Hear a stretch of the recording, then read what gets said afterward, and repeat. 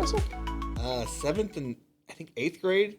Yeah, middle school. And, yeah, you know. Did you go here in St. Louis? Or? No, in Collinsville, Illinois. Gotcha. Yeah. So I'm born and raised in Maryville, but I remember I wrestled this kid from Granite City, and he had so much acne, like oozing out of his back, and like didn't put on deodorant. He smelled so bad. Like I remember that day, I was like, high school boy. Yeah, I was like, fuck this shit, man. Like I'm good. Dude, I had a match like that my freshman year. This guy had like full. I didn't even understand that you could have like pimples in the areas that this guy had like acne, and I ended up winning the match. I remember before the match, I was like, I just want to get in and out. We went into double overtime. I mean, like the most amount of time that I could be like rubbing against this guy we had. And I remember like I win the match by a takedown, and then like I run off the mats, and I immediately went to the fucking bathroom, and like I took off my singlet and I put on water and like hand soap. I was like, get this off of me. Yeah. That needs to be. You know, I will say this now because I coach.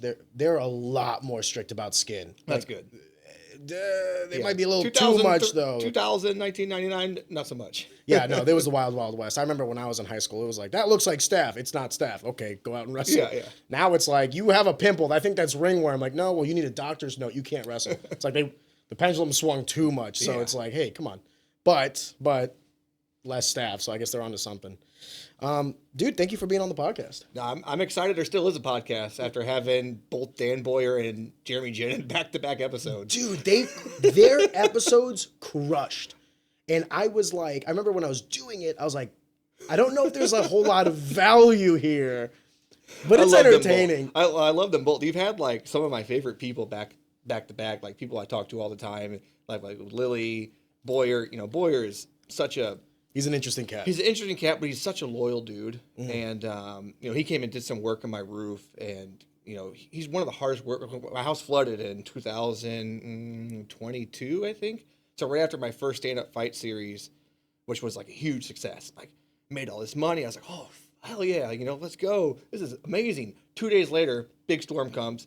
We get like 8 inches of water in the house. Oh, no. So we had to just take everything out. And Boyer showed up, and I actually got COVID then. So I couldn't help take everything apart, but Boyer showed up, and my wife's family and my family were like, who is this guy? He's worked so hard, but that's just Boyer. Like, he's just such a hard worker, and like that's someone you want on your side for sure.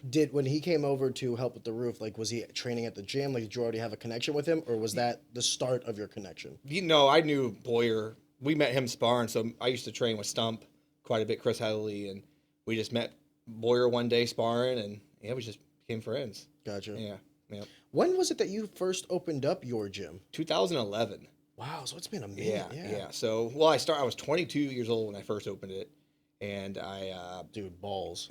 Well, I was just dumb. I didn't know, you know, and it was actually really lucky. I was going to school at University of Florida down there, and I came back for the summer, and I bought a car for some reason. I still don't know why I did that. And they're like, oh, I guess I need a job. So I started working as a personal trainer, and I was working there, and I was like, man, like, these people are paying $80 for a session, and I'm getting paid $15 an hour. This is stupid. Yeah. Like, I could do this. And then I was getting my hair cut, and this guy who cut my hair, he kickboxed. And he's like, hey, there's this dance studio right here. They have some space they're not using at night. You should, like, see if they'll sublease, and you could do some kickboxing classes, because he wanted to coach, or he wanted to train. So I was like, that's a really good idea. So I started subleasing. I was living in my parents' basement. It was, like, perfect opportunity. I literally had, like, $200 in my bank account, if that. I stole my mom's kettlebells. Oh, borrowed. I'm still borrowing them, actually. They're still there, I think. A couple of her dumbbells, and I just had gloves there, and I just started posting on Facebook. I didn't know any better.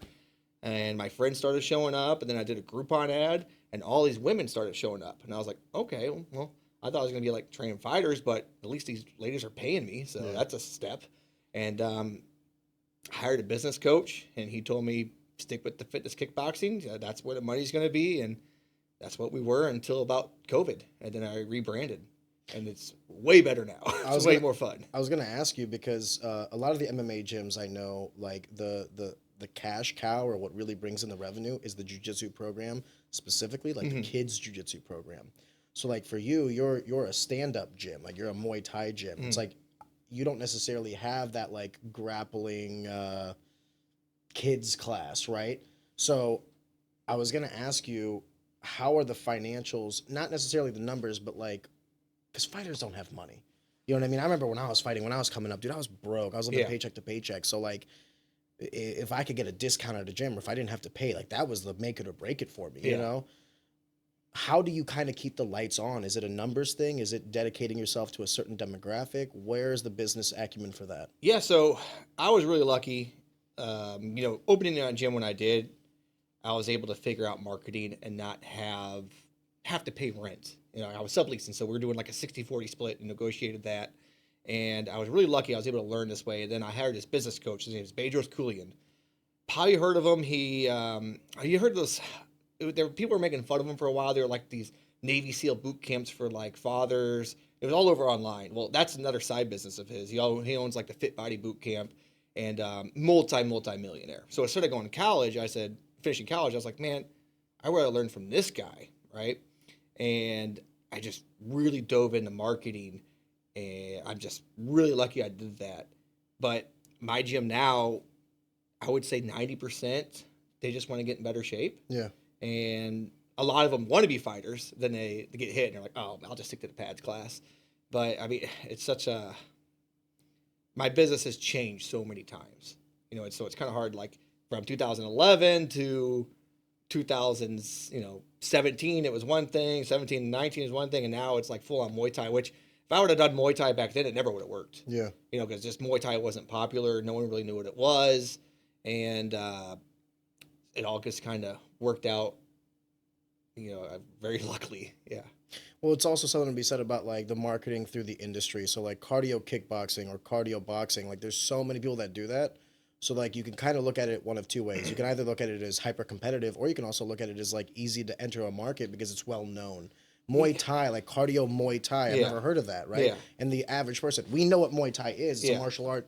We get that, but like the person who might be attracted to a cardio kickboxing class has no idea what Muay Thai is. Yeah. So it might be tough to breach that market or create it. Yeah, I've had people like, oh, what do you do? I'm like, oh, I own a Muay Thai gym, or I do Muay Thai. And like, oh, is that a Thai restaurant? I'm like, no, it's not a Thai restaurant. But when a gym first opened, like I said, we were doing like the cardio kickboxing stuff, and around 2015, we started seeing more competition, like 9 rounds, F45, Orange Theory, CrossFit started getting really big. And I was going after that soccer mom demographic. That was my gym was like 99% women. It was crazy. And my numbers started going down. And then like 2019, I was looking at my numbers and I'm like, oh my God, like I'm making like $1,000 a month. This is stupid. And I was like, am I gonna have to like close this down and like get a job at Amazon? Like, I don't know, create like a marketing firm. I'm like, I had no idea. I was like so lost. And were you demoralized at that time? Were you thinking about big time? Yeah. Yeah. And I was like, I'm a failure. This really sucks. Like, I don't know what I'm gonna do the rest of my life. Just wanted to take a second to pause the action and just tell you guys, thank you so much for consuming our content. Easy Talk is a passion project. This podcast is just a bunch of like-minded people coming together to produce some cool stuff and talk to some cool people. One of the things I would very much appreciate is if you could possibly like the video or subscribe to the channel, just because it helps us in the algorithm and ultimately to grow, to get more exposure to everybody, including ourselves, and ultimately just make a better product. Take a second. I'd greatly appreciate it, and on with the show.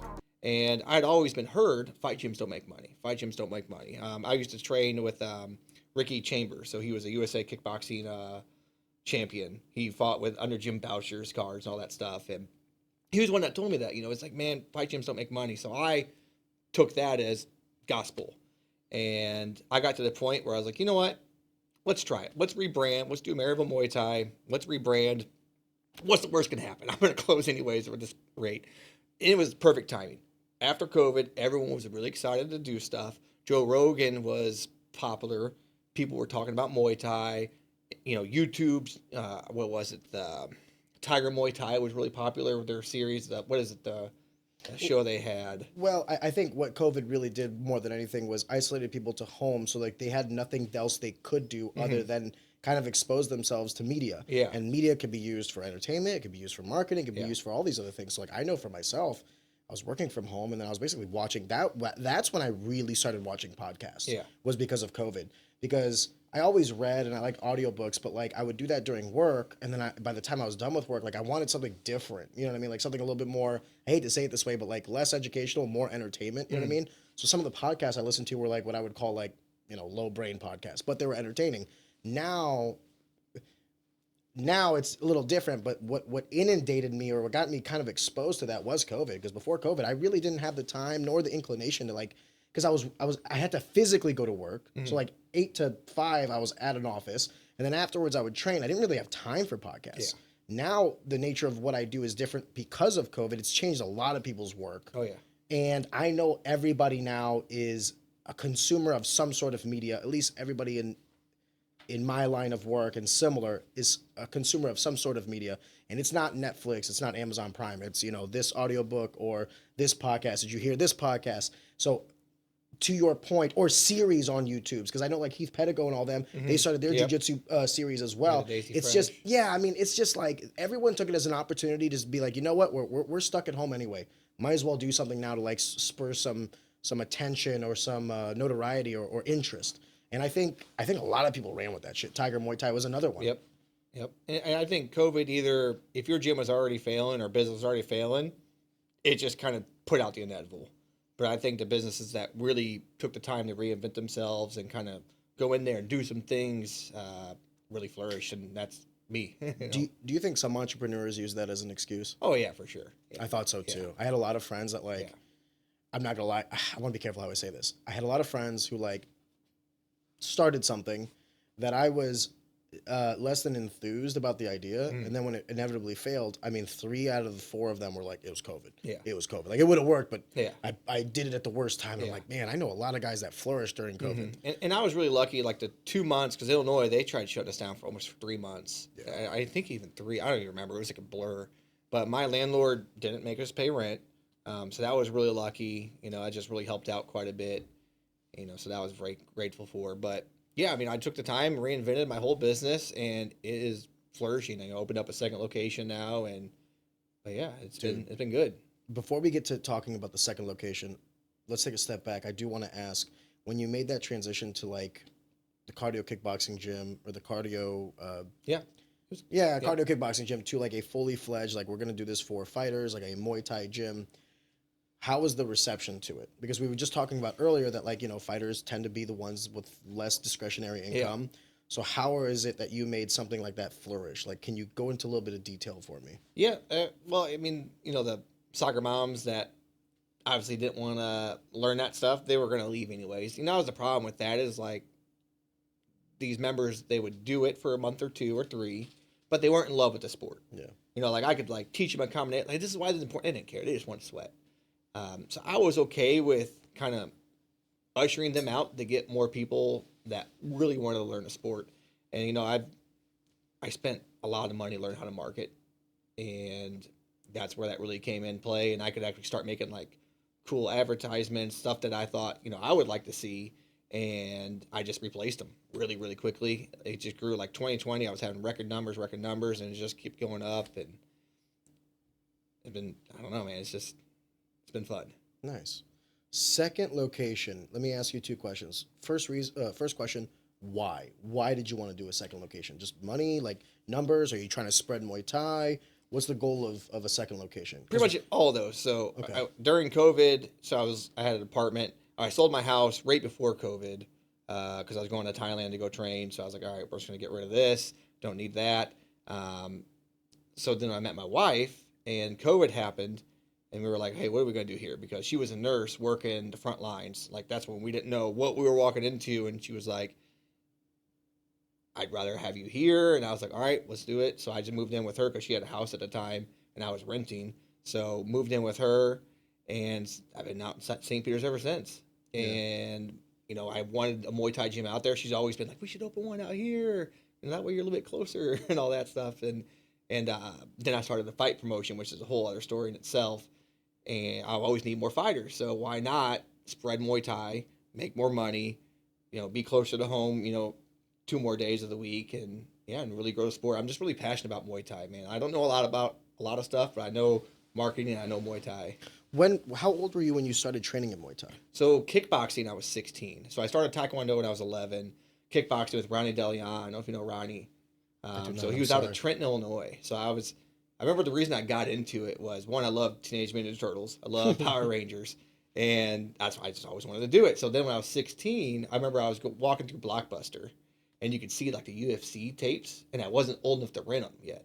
And I remember when I turned 16, I think you had to be 16 to rent. I don't know why, but you had to be 16 to rent them. Because of the violence. Yeah. And so I rented them, and I saw guys hitting the pads. I'm like, that looks so badass. Like, I want to do that. So I remember Googling. I found Ronnie DeLeon out there in Trenton, started training with him. And then I started training at Tom Whitaker's gym over in Collinsville, Illinois. It was called Premier Martial Arts, and he had Tanner Waits. He was one of his fighters out of there, and I was actually training MMA. Like, I didn't want to do MMA, but they didn't have a kickboxing program. They had MMA, so I would do the grappling and all that stuff. And you were only there for the striking, and then you had to do some of the grappling. So I was like, all right, I guess I'll do that. But I mean, I don't even remember even any jiu-jitsu gyms on Illinois side back then, in 2004, 2003.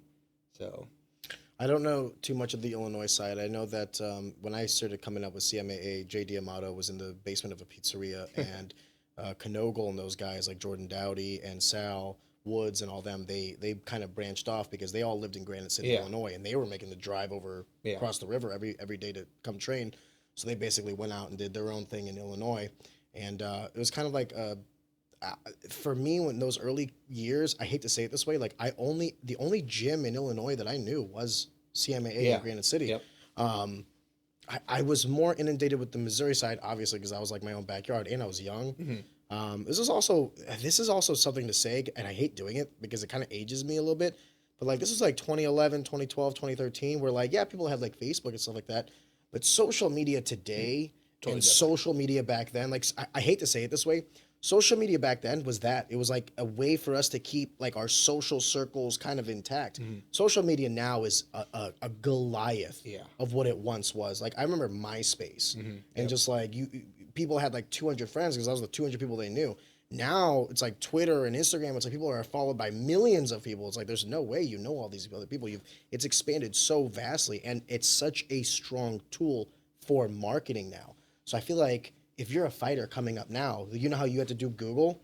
Bro, I feel like you can be bombarded with the stuff, not even looking for it now. It's basically like everything's in front of your face. Yeah.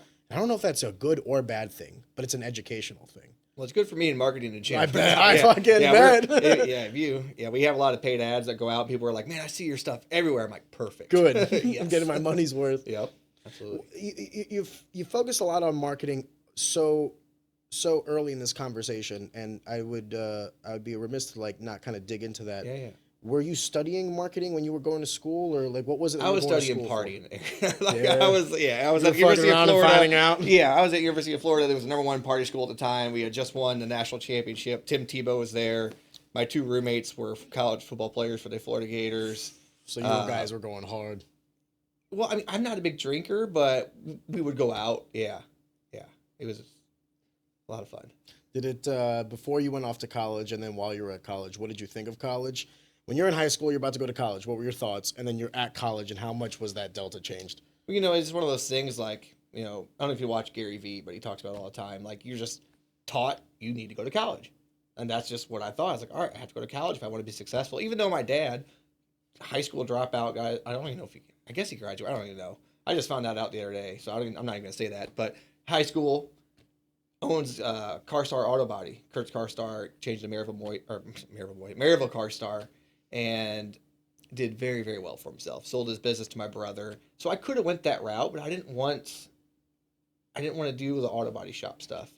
And I just thought, all right, I go to college. It's just what I thought. And then once I got there, I'm just not a good student. I wasn't passionate about that stuff.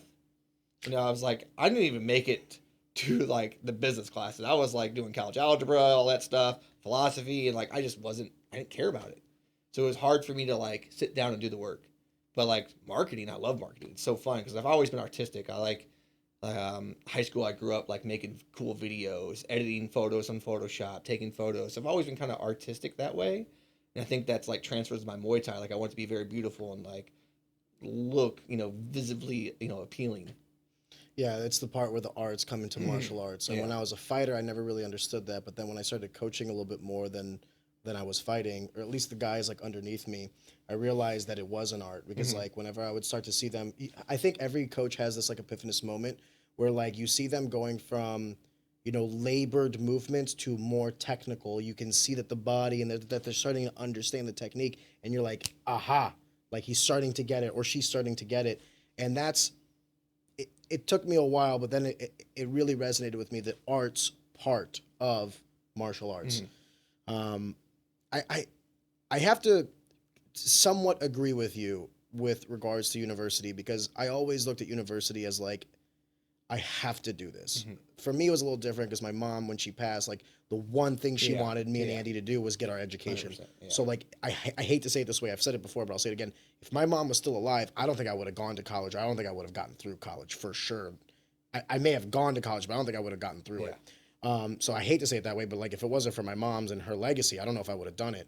But now you're starting to see, especially today, like I saw a news article on the New York Times that were basically saying like this next generation of children in mass are doing apprenticeships, in mass are like going for blue collar work, and like basically the colleges are shitting their pants. You saw Harvard now saying that like any family that makes under $200,000 is basically like, if you can get admitted, it's free.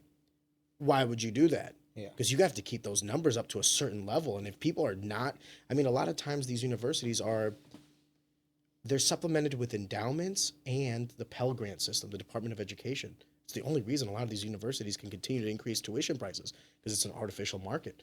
Do you have $50,000 at age 18 to pay for an education? I didn't.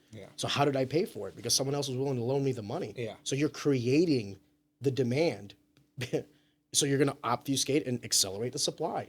And now these colleges are going to have to take a long, hard look at themselves and say, what the fuck are we actually offering? Like how much bullshit is there that is costing these prices to increase? Because I would venture to say, maybe you would agree with me, if university was $5,000 a year and not 20, suddenly it's not that big of an issue to go. And that's what University of Florida was. It was like one of the lowest tuitions for in-state tuition, because they had the Gatorade money and then the Florida Powerball money.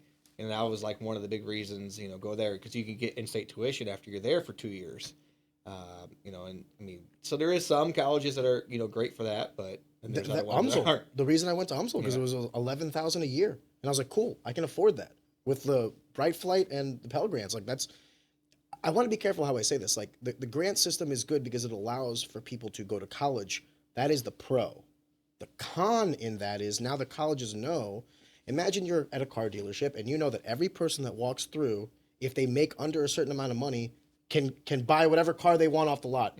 Well, this $30,000 car is now $32,000 because I know that you're not the one paying for it, so you kind of separated from that initial income variable.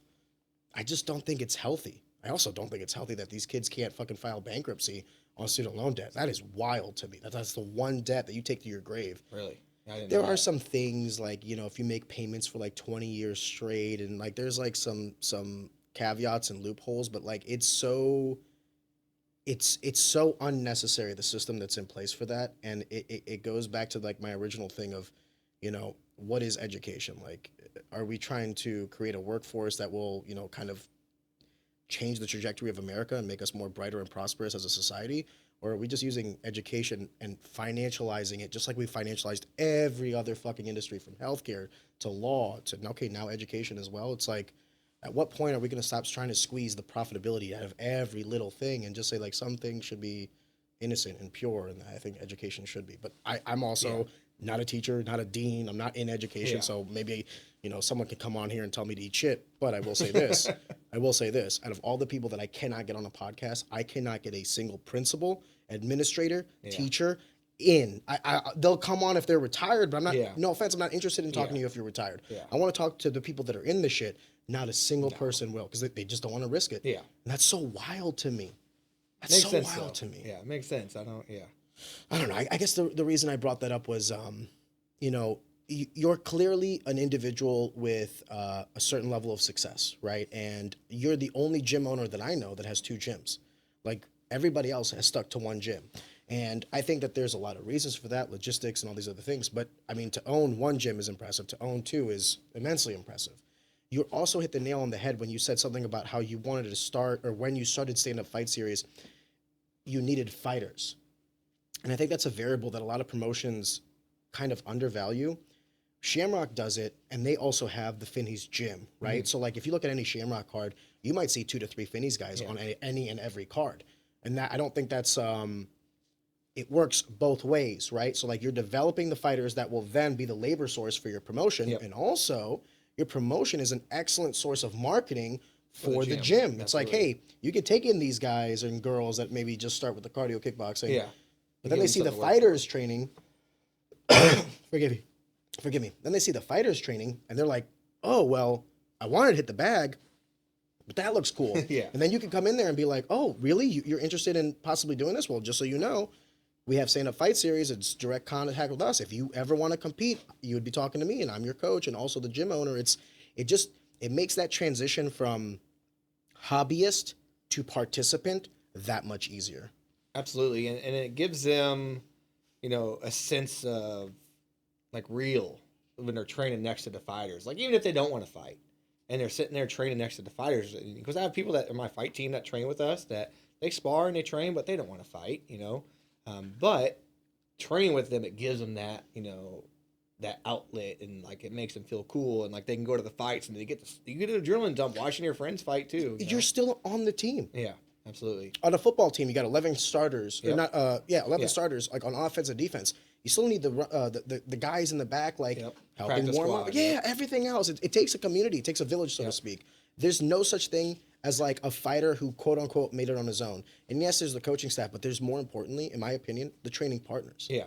You need the guys to get the reps in, and not everybody's going to be a world beater. Not everybody in the gym is going to be, a Julius Anglicus or Cortavius or whoever it is that you think is like an animal and a stud. It's like some guys, normal 9 to 5 dad who comes in because he wants to get a couple rounds before he goes home with the kids. You know what I mean?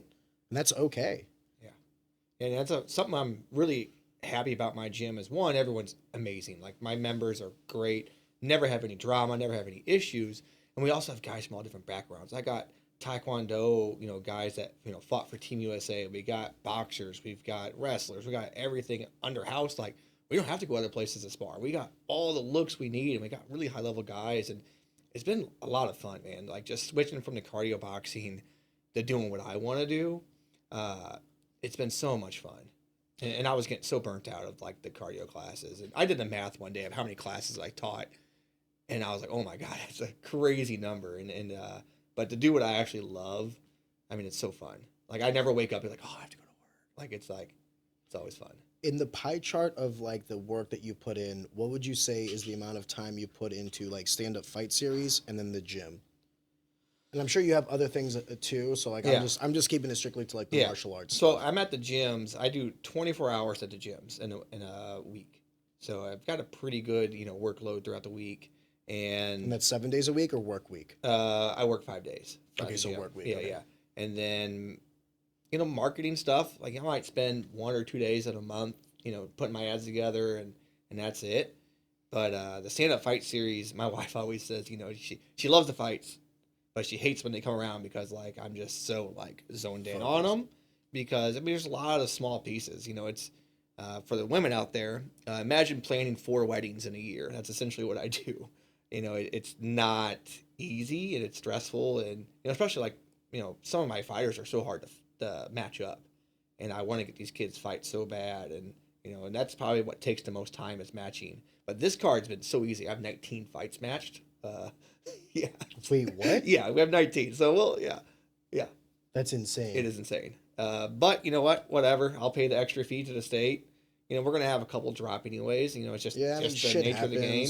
You might go from 19 to 15. Yeah, but still, I mean, it's a long night, but I'd rather have that than 9 fights. When you match them, are you taking that into consideration? Like I don't want to sound glass half empty right now, but like in the back of your mind, did you do 19 because you're anticipating like 3, 4, or 5 of them will inevitably fall out? Yeah.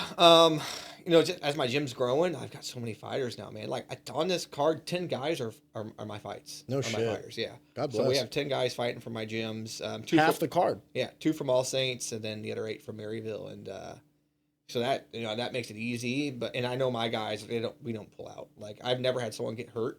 I know. Come on. They have a daycare. Well, actually, it's funny. So I got my son that's 9 months old, Trey Lewis. Congratulations, by the way. Thank you. Yeah, it's been a lot of fun, especially playing in fights with him. It's been. I'm sure a lot of work gets done. Yes, yeah, it's tough. And Trey Lewis has a baby who's making his pro debut on my card. He has a 2-year-old. Max Reed, another one of my fighters, he's 5-1, has like a 6-month-old.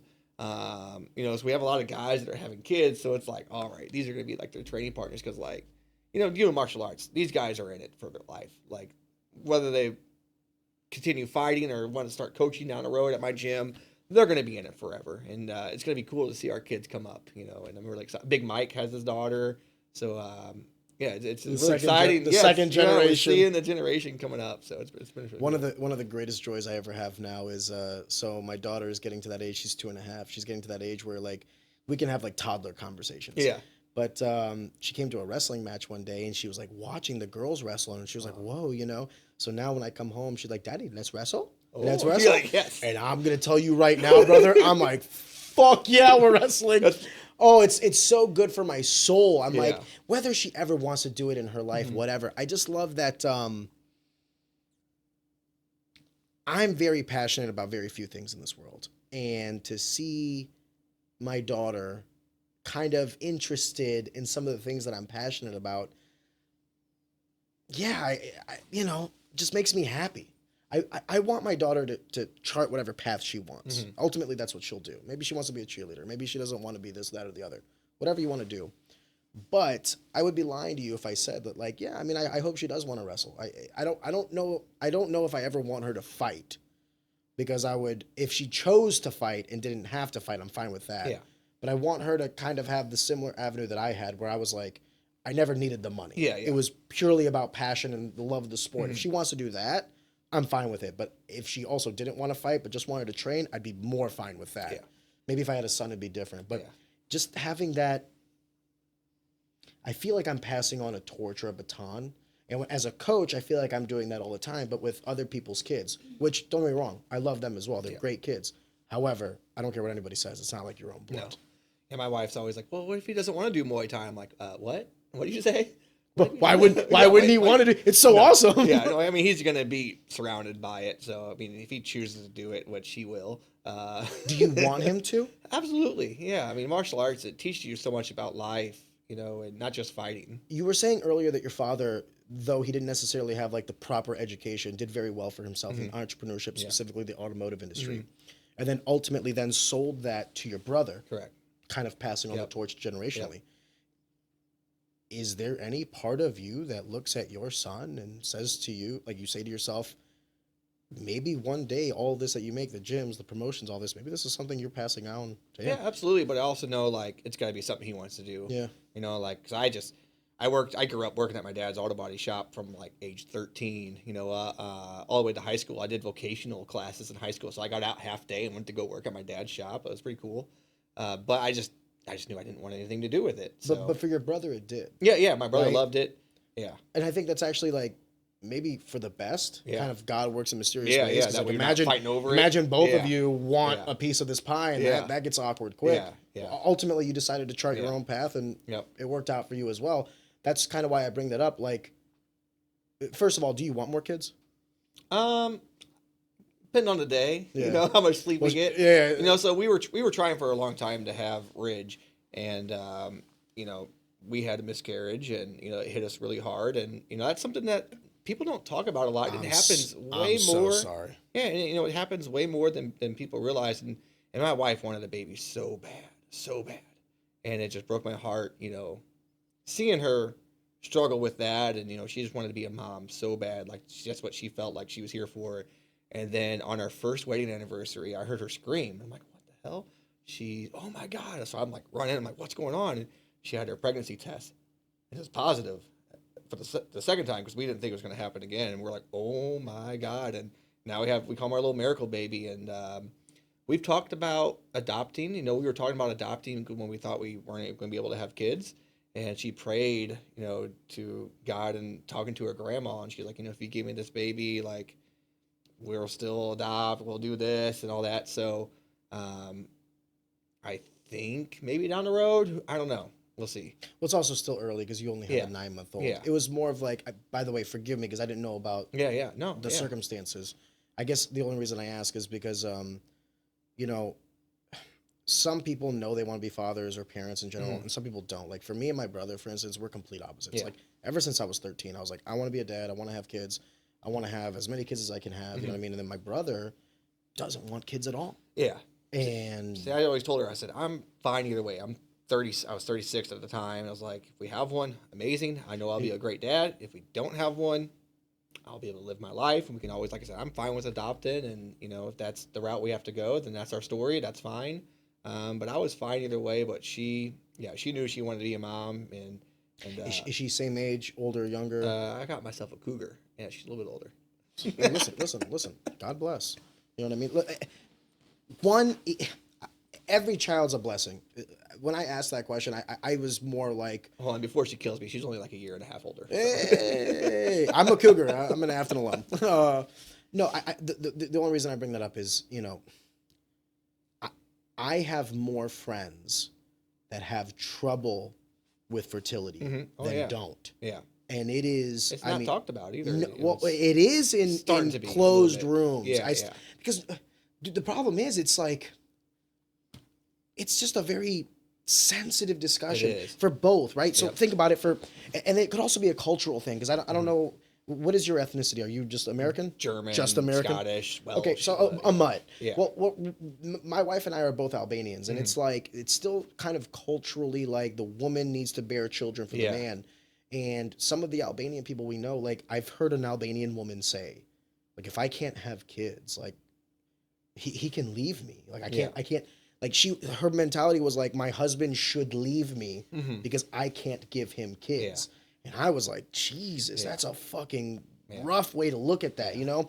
But think about it from both perspectives. Like a woman and a man, they'll view infertility in completely different ways. Like imagine, you know, someone starts questioning your sperm count. What's the very first thing you're going to start talking? I'm a fucking man. Like, what are you talking about? Nothing wrong with me. And then a woman, like you might have, you know, a declining egg number. That's just like a very personal, sensitive thing. Like, and it would suck. Like, you know, she sometimes didn't want to hang out with her friends that had kids because it hurt. You know, like, because all they would talk about is their kids. It was like a knife being, you know, wrenched. You want to be happy for them, but and I knew how much, you know, that struggled. So once we had Ridge and he was healthy, and we're like, oh, thank you, God. Can I also say another thing? Awesome. The absolute pressure it puts on you. For intimacy. Yeah, because sex then goes from like something about like a bond and like something you like to do to like it feels like work. Yeah, you're like, okay, like you're ovulating at this period. I go to work. I ate pineapples today. You know what I mean? Like I couldn't do a sauna or hot tub for like 2.5 years. As soon as we found out she was pregnant, I ran to that I love sitting in the hot tub. I love doing the sauna. Is that bad for fertility? Yeah. Really? For your sperm count. Yep. Absolutely. Brother, I can't tell you how many hot baths I had to take to cut weight. Yeah. I'm surprised I got swimmers. Jesus. I didn't know that. Yeah. Oh, no. I think it's only when you're actively trying, so yeah. Okay. Yeah, it doesn't like kill them forever, yeah. I think something like I remember when I was little, people said like Mountain Dew lowers sperm count. I've heard that I'm like, too, I don't know how. Here's the other thing. There's so much pseudoscience and like just like random shit you hear, you're like, what is real, what's not? I know that like if you eat healthy, work out and all these other things, chances are if you're healthier, you'll have healthier outcomes. But I also know some people, like I know a girl who's like not a power lifter. She used to be a power lifter, just like in shape now. I mean, like the epitome of like healthy woman. Yeah. That's what another thing too. My wife, very healthy.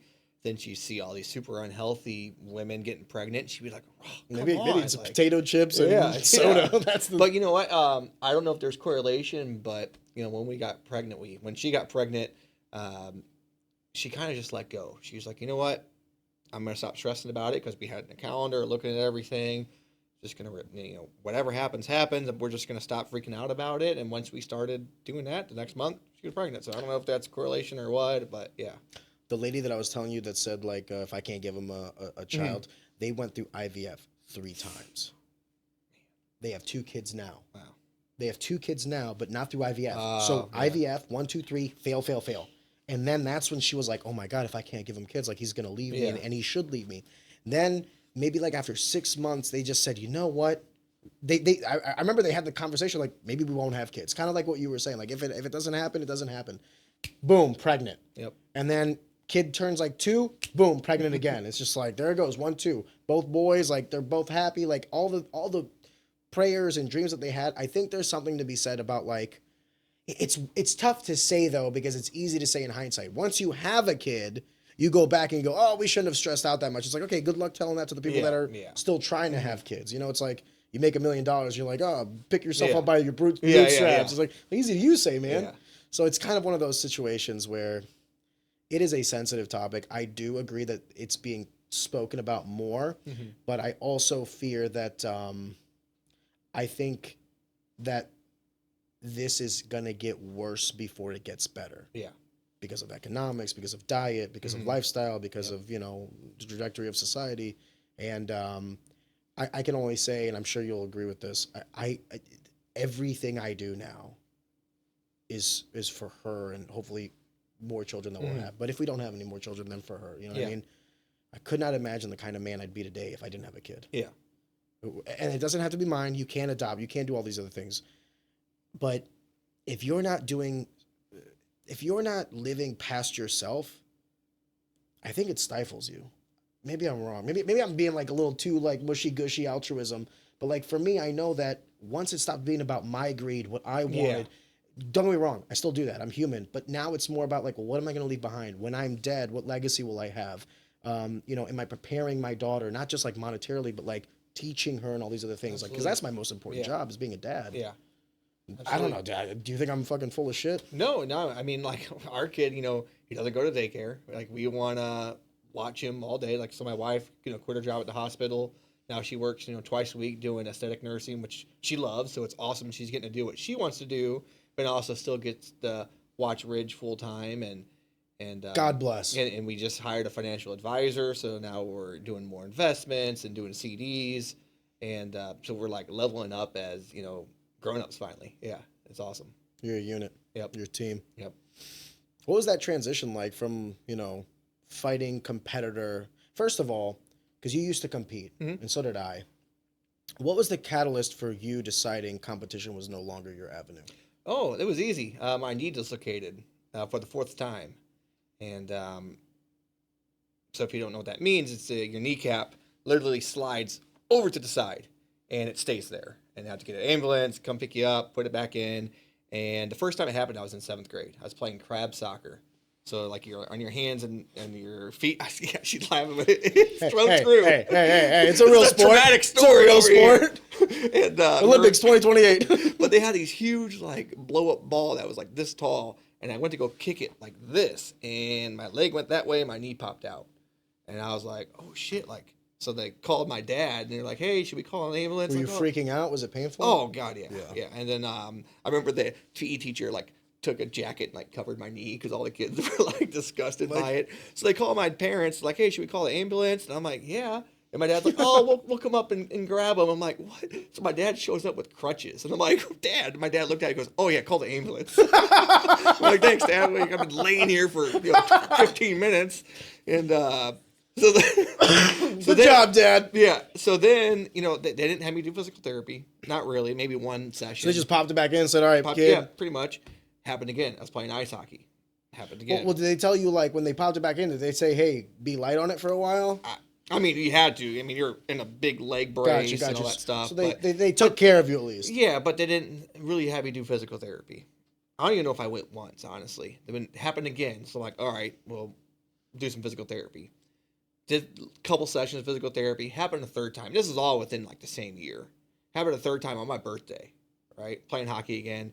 And I'm like, all right, we have to do something, right? I don't know if surgery was available at the time. I wish it would have been, but I don't know. But we did a lot of physical therapy. I did like a couple months of physical therapy. Didn't have an issue since. You know, so I was age 13. I was 32. So I was just in my pro career. Just had 2 pro fights. Won both. One in Thailand, one in America. And just training and popped out. I'm on the ground. I'm like, are you fucking kidding me? This again? I thought it was done. I was so strong. Like I was in shape, training. Peak of my career. Just how old were you? 32, and I was best shape I've ever been in. Felt great. I didn't even think it was an issue anymore. And there I am laying there. I'm like, you motherfucker. So I was motivated. I was like, all right, I've done this before. and trying to rehab it back, trying to fight again, and just like my quads atrophied so bad. It's just not stable anymore. So like I still spar, but I don't throw anything where my right leg's on the ground. So like if I teep, it's with my right leg. I'll kick with it. I'll throw this thing around. I don't care. But you're not stable on it. Yeah. So like my lead teep was such a big part of my game. My switch kick was nasty. I don't throw it anymore because if someone catches it, I don't want all my weight on it. I don't. We have a relationship with trust issues. You say that it was easy because your knee dislocated 4 times, but surely I'm talking more about the emotions behind it. Yeah, it was just it sucks. Like I still want to go back to Thailand and fight. I really don't have interest in fighting over here, and we can get into nuances of why. But I know I still can, but that's the time I really started to dive back into my business again. And once I started doing that and I was training these guys, I was finding a lot of joy of training these guys, getting these guys built up and kind of doing that next thing. Because I know my time, like I'm not going to make it to that next level like I really, really wanted to, just because it's just a big handicap.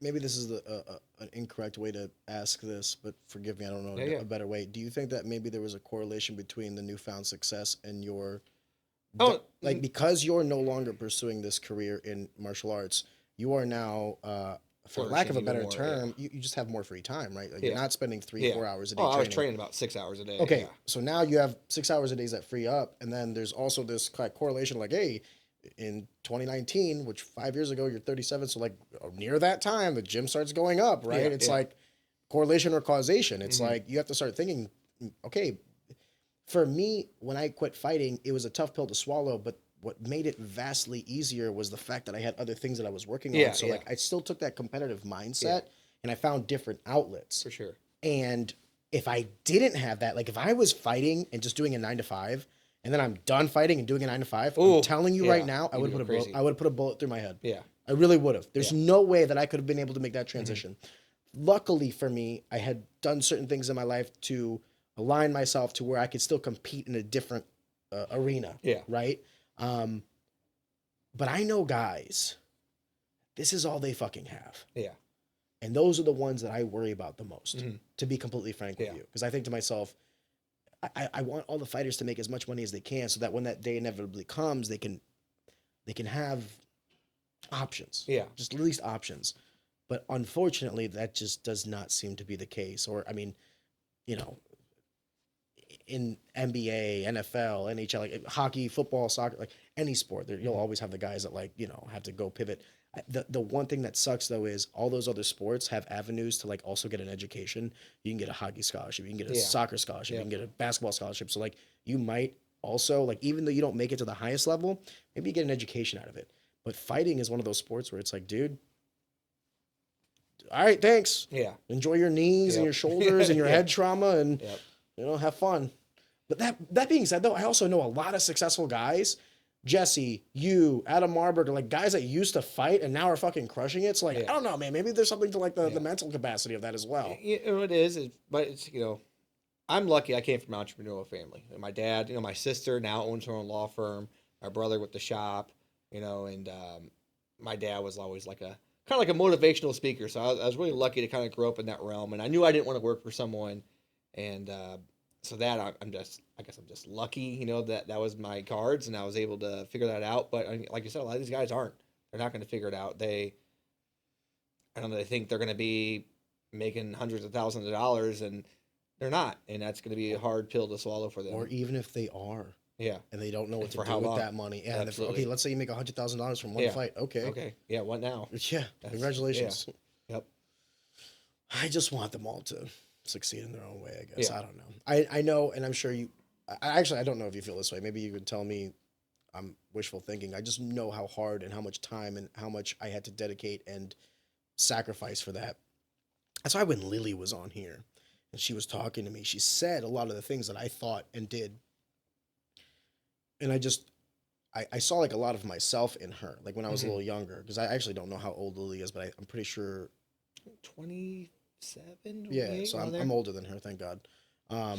Yeah, because this would be really awkward if she was older than me. Like, hey, kid, But like, no, like I could see that in the conversation with her, a lot of the wheels that spun for me are now spinning for her. Yeah. And I'm like, thank God. Yeah. Because I hope she does succeed in everything she does. And she has the skill set and the drive and all this other stuff. But here's the other thing, dude. We could leave here today and get hit by a fucking car, and now I'm paralyzed. So maybe all the chips were in my corner and all, and I had all the right cards to play, but then life happens. Where do you pivot? How do you structure that? And that's something me, Liz, and Lily's talked about before. Is they have investments and they're wanting to start in the real estate. So they're smart women. They're mindful. They're some smart cookies, and they're going to be successful. Well, I think there's also something to be said about having a partner that's older than you. Yeah. So the fact that Liz is older than Lily, it's like, hey, she's a little bit more mature. She's been through all this shit a little bit more. She's thinking more about like legacy and longevity, maybe more than Lily was. Yeah. And now Lily's also participating in her entrepreneurial endeavors and really pursuing that. And Liz has her investments and everything, and they're coming together and kind of combining resources. God bless. Yeah. That's how it should be. Yeah. And Lily's doing it right, starting it small, letting it grow organically instead of, some people, they'll put all this money in it and then lose it all because they didn't know what they were doing. Starting small allows you to make mistakes that are less painful, and that's how I was with my gym. I was able to do all these things wrong, and you know what? I didn't have to pay rent. I was living in my parents' basement. It was so easy for me to start because I didn't have that pressure of having to pay these people, and I was able to make mistakes like that. So, and that's kind of like before I started promoting, I started with the IKF point kickboxing, so I brought that here. So I was fighting out in South Carolina, and one ballroom was the fights, and I walk into another ballroom, and like all these people are like fighting on the carpet. There wasn't even mats down, so they were fighting on the carpets. I'm like, what is going on in here? I'm so confused. Like, all right, whatever. And then I came back later, and someone was like, hey, that's point kickboxing. I'm like, what the fuck is point kickboxing? And they explained it, it's all about points, power doesn't matter, actually get disqualified for hitting too hard. I'm like, that's kind of weird. And then I started thinking about it, and then I talked to Johnny Davis, who ended up being my mentor, and he was like, yeah, it's like the Corey League of fighting. I'm like, interesting. And he was like, yeah, most people, you train in a gym, you go from sparring in a gym to fighting at a Maristar casino with no pads on. Yeah. That's a big jump. Right? So what happens? It's also a big ask of somebody. Yes. And they're not getting paid. Yep. What if that person gets hurt, they get knocked out, they lose? They're probably going to quit the sport. They have a bad experience. So, because you've seen it, man. People think they're ready, or they train with coaches that have never been high level. They don't know any better, I see it right now with a bunch of these guys that want to go pro, and I'm like, what are you talking about? Yeah. And Thank God Tim passed that law for 5 fights in St. Louis. Yeah. I don't know if it was a winning record with 5 fights. Because, dude, there were some fights that I saw, some matchmaking that I saw that was criminal. Yeah, absolutely. When you see it in boxing, it's crazy. Yeah, boxing's been doing that since crazy. I was I don't know how some of these promoters sleep at night, dude, doing that. But, sound like a baby. Yeah, probably. Sound like a baby. I guess, that's what the difference between me and them. And, so it started with the point kickboxing, and there was just no avenue. So like me as a gym owner, I have people that I know they're not made out to fight full contact, and that's fine. But now they have something to train for. They can do these point tournaments. They can still train, feel like part of the team, still get that competitive juices going, but the risk of getting knocked out and hurt are lowered a lot. Now, can someone still get knocked out in a point tournament? Absolutely. You can still punching and kicking, it can still happen. I will say I've probably put on over 1,500 bouts. I've had 2 people actually get knocked out. I'm not actually knocked out. And I think that for 1,500 bouts, that's a pretty good, level. You go to Shamrock, we're going tonight. I'm sure we'll see at least 4 or 5 people go to sleep in one night. I think it's also like the difference is what you're signing up for. Like going to a Shamrock fight, you're signing up for that. I'm trying to hurt them. They're trying to hurt me. Yep. For the point tournament, to your point, is like, the intention is different. This is competition. I'm trying to do technique. But if I may criticize a second, because I remember when I was talking to Rachel Kearns when she was at the gym, she told me about IKF point sparring first, and she was actually the one that was like bringing some of the Finnies guys over to that. And I remember, I'll be the first person to tell you that I was like, this is the dumbest shit I've ever heard of in my life. I thought so too. Yep. And then I saw some of the people that competed and came back, and I was like, okay, maybe there's something to this, because they were so excited to compete again. Yeah. They were like, oh, that was so fun. I want to do it again. Yep. But here's my caveat or my criticism. For me, anecdotally, the goal was always to be like the best in the world. Right? Yeah. So like for me, it was like I wanted to jump into the deep end. I wanted to get in there. I wanted to compete, and I wanted violent intentions. That's what I wanted. That's what I was expecting.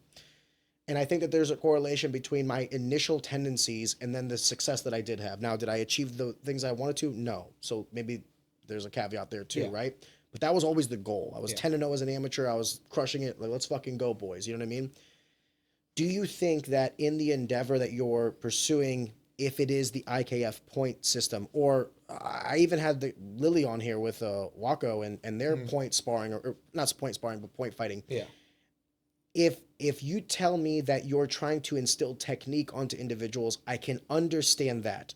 The problem that I have is I feel like IKF point or Waco, whenever you start introducing, you know, removing the violence out of it and then making it very technical, it's good in the sense of martial art, but it's bad in the sense of practicality. Yeah. Yes, because if you get into a fight, a real fight. Yeah. It's going to be violent. It's completely 100%. Fucking different. Yeah. So that's what, we're making, it's the sport of kickboxing. Yes. You know? It's not like. By the way, jiu-jitsu does this as well, right? Absolutely. We can make that same argument. Yeah. It's not isolated just Muay Thai. Yeah. Or kickboxing or boxing. It's everyone does it. Yeah. So a couple of things to your point. So one, not everyone wants to be full contact fighter. That's fine. That's great. But I also make my fighters compete in these if they do want to be a full contact fighter. Why? Because they get to compete under pressure. So they kind of get to feel that adrenaline dump. They get the, that competition juices flowing. And then they can figure out lessons that they can learn that don't hurt as bad as lessons in the cage during your first fight. And you might go in there and be like, oh my God, like my lungs are gone. Okay, that could have been a lesson you learned in your first fight, and now you know. That's a painful lesson to learn. Yeah, it's very, very painful lesson. And I'm just, some of my fighters like Ty Prackett, he had probably 10 or 12 point tournaments, and that's why he's such a fun fighter to watch now. And he's also extremely gifted. I call it his superpower. So his superpower is you can see something and then replicate it. That was my superpower. I could see someone do something and I could mimic that style and I could redo it. He's just got that gift, right? But he was able to cut his teeth in those point tournaments, get used to competition, try things out, and learn lessons that, have less consequences than, fighting in a cage or, full contact and all that. So, no, I will say that the pros are so prevalent. And you know what? It's not for everyone. You know what? If you can't turn your brain off to not try and murder the guy, then don't do it. It's fine. I've disqualified people in the first 20 seconds because they didn't get it. Well, I say that. Dude, I say that, but also Mike, when I was at St. Charles in May, he forced me into amateur boxing. Yeah. And it was headgear and 14-ounce gloves, and I remember thinking at the time this is so stupid. I was used to MMA. 4-ounce gloves. I could put my shin bone through someone's head, and then doing this. And then it was so hard to knock people out because I had these pillows for hands and they had headgear. But it was one of the things that was one of the best things that ever happened to me, because then when I did go pro, my striking was just so much better. Yeah. It was just so much better because I did that, because I was forced to go 3 rounds, 4 rounds, 5 rounds. You know what's crazy? First 2 fights I had, amateur boxing, I didn't knock them out. Last 3 I did. Yeah. And it was funny how that kind of switched, because then I wasn't trying to muscle and push through everything. Now I was looking for hey, your headgear doesn't have a chin, it doesn't have something on the chin, so uppercut right up the middle, drops the guy. It's just, I don't know. Criticisms are easy. Straw manning or steel manning an argument. I see the value in it now, but I also succumb to that. Yeah. I remember when Rachel first came up to me, I was like, what the fuck are you guys talking about? I was like, you guys want to be fighters? You doing some point shit? Yet, all the people that I've seen that go do it, and then once they do that, to then transition to fighting, their first or second fights, they look like they've had 10. Yeah. And I'm like, okay, maybe there's a method to the madness. Yeah, it is. Like I said, it's not for everyone. And, if it's not for you, I don't want you there anyways, because you're just going to cause problems. And, when you say it's not for everyone, because they can't control themselves? Exactly, Yeah, but then wouldn't the argument also be made that it is for everyone, but then they have to learn how to control themselves? Shouldn't they? But, I mean, some gyms, I guess, I don't know. They don't work on that. I don't know.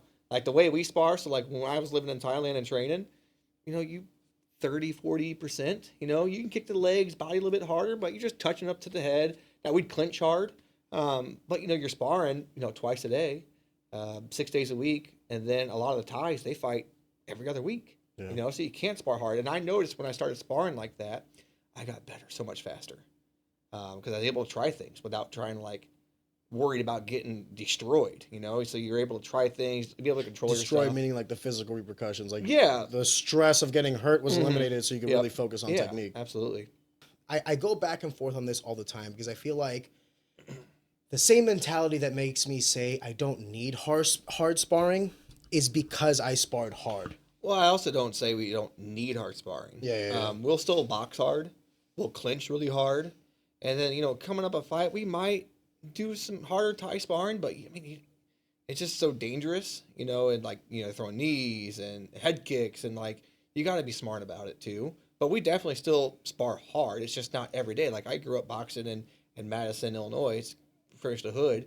We fought every day. Yeah. I'd drive home the wrong way for 15 minutes. Like, oh shit, I'm going the wrong way. I'll turn around. No, do we do that? No, but we still spar hard every once in a while. It's just not every day like I was doing growing up. Drew and Grande told me stories about when they were at Ed Sauer's gym. Drew and Grande told me that they would like spar so hard they basically fought, and then like when he would drive home, he would like sometimes he would like he'd be at the gym and then like he was at home, and he's like he wouldn't remember driving home. Yep.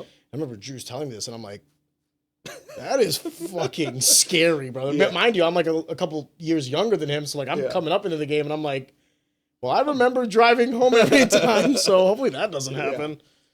No, I think there's a time and a place, and I think different strokes for different folks. I know that there's some fighters that say they never spar hard, and some fighters that say they always spar hard. I got dinner with Evan last night, and he it's funny that you say that because like Evan was basically talking about like how he's like, at this point in time now, my focus is like fixing the little holes, the intricacies, the really technical aspects that I'm fucking up.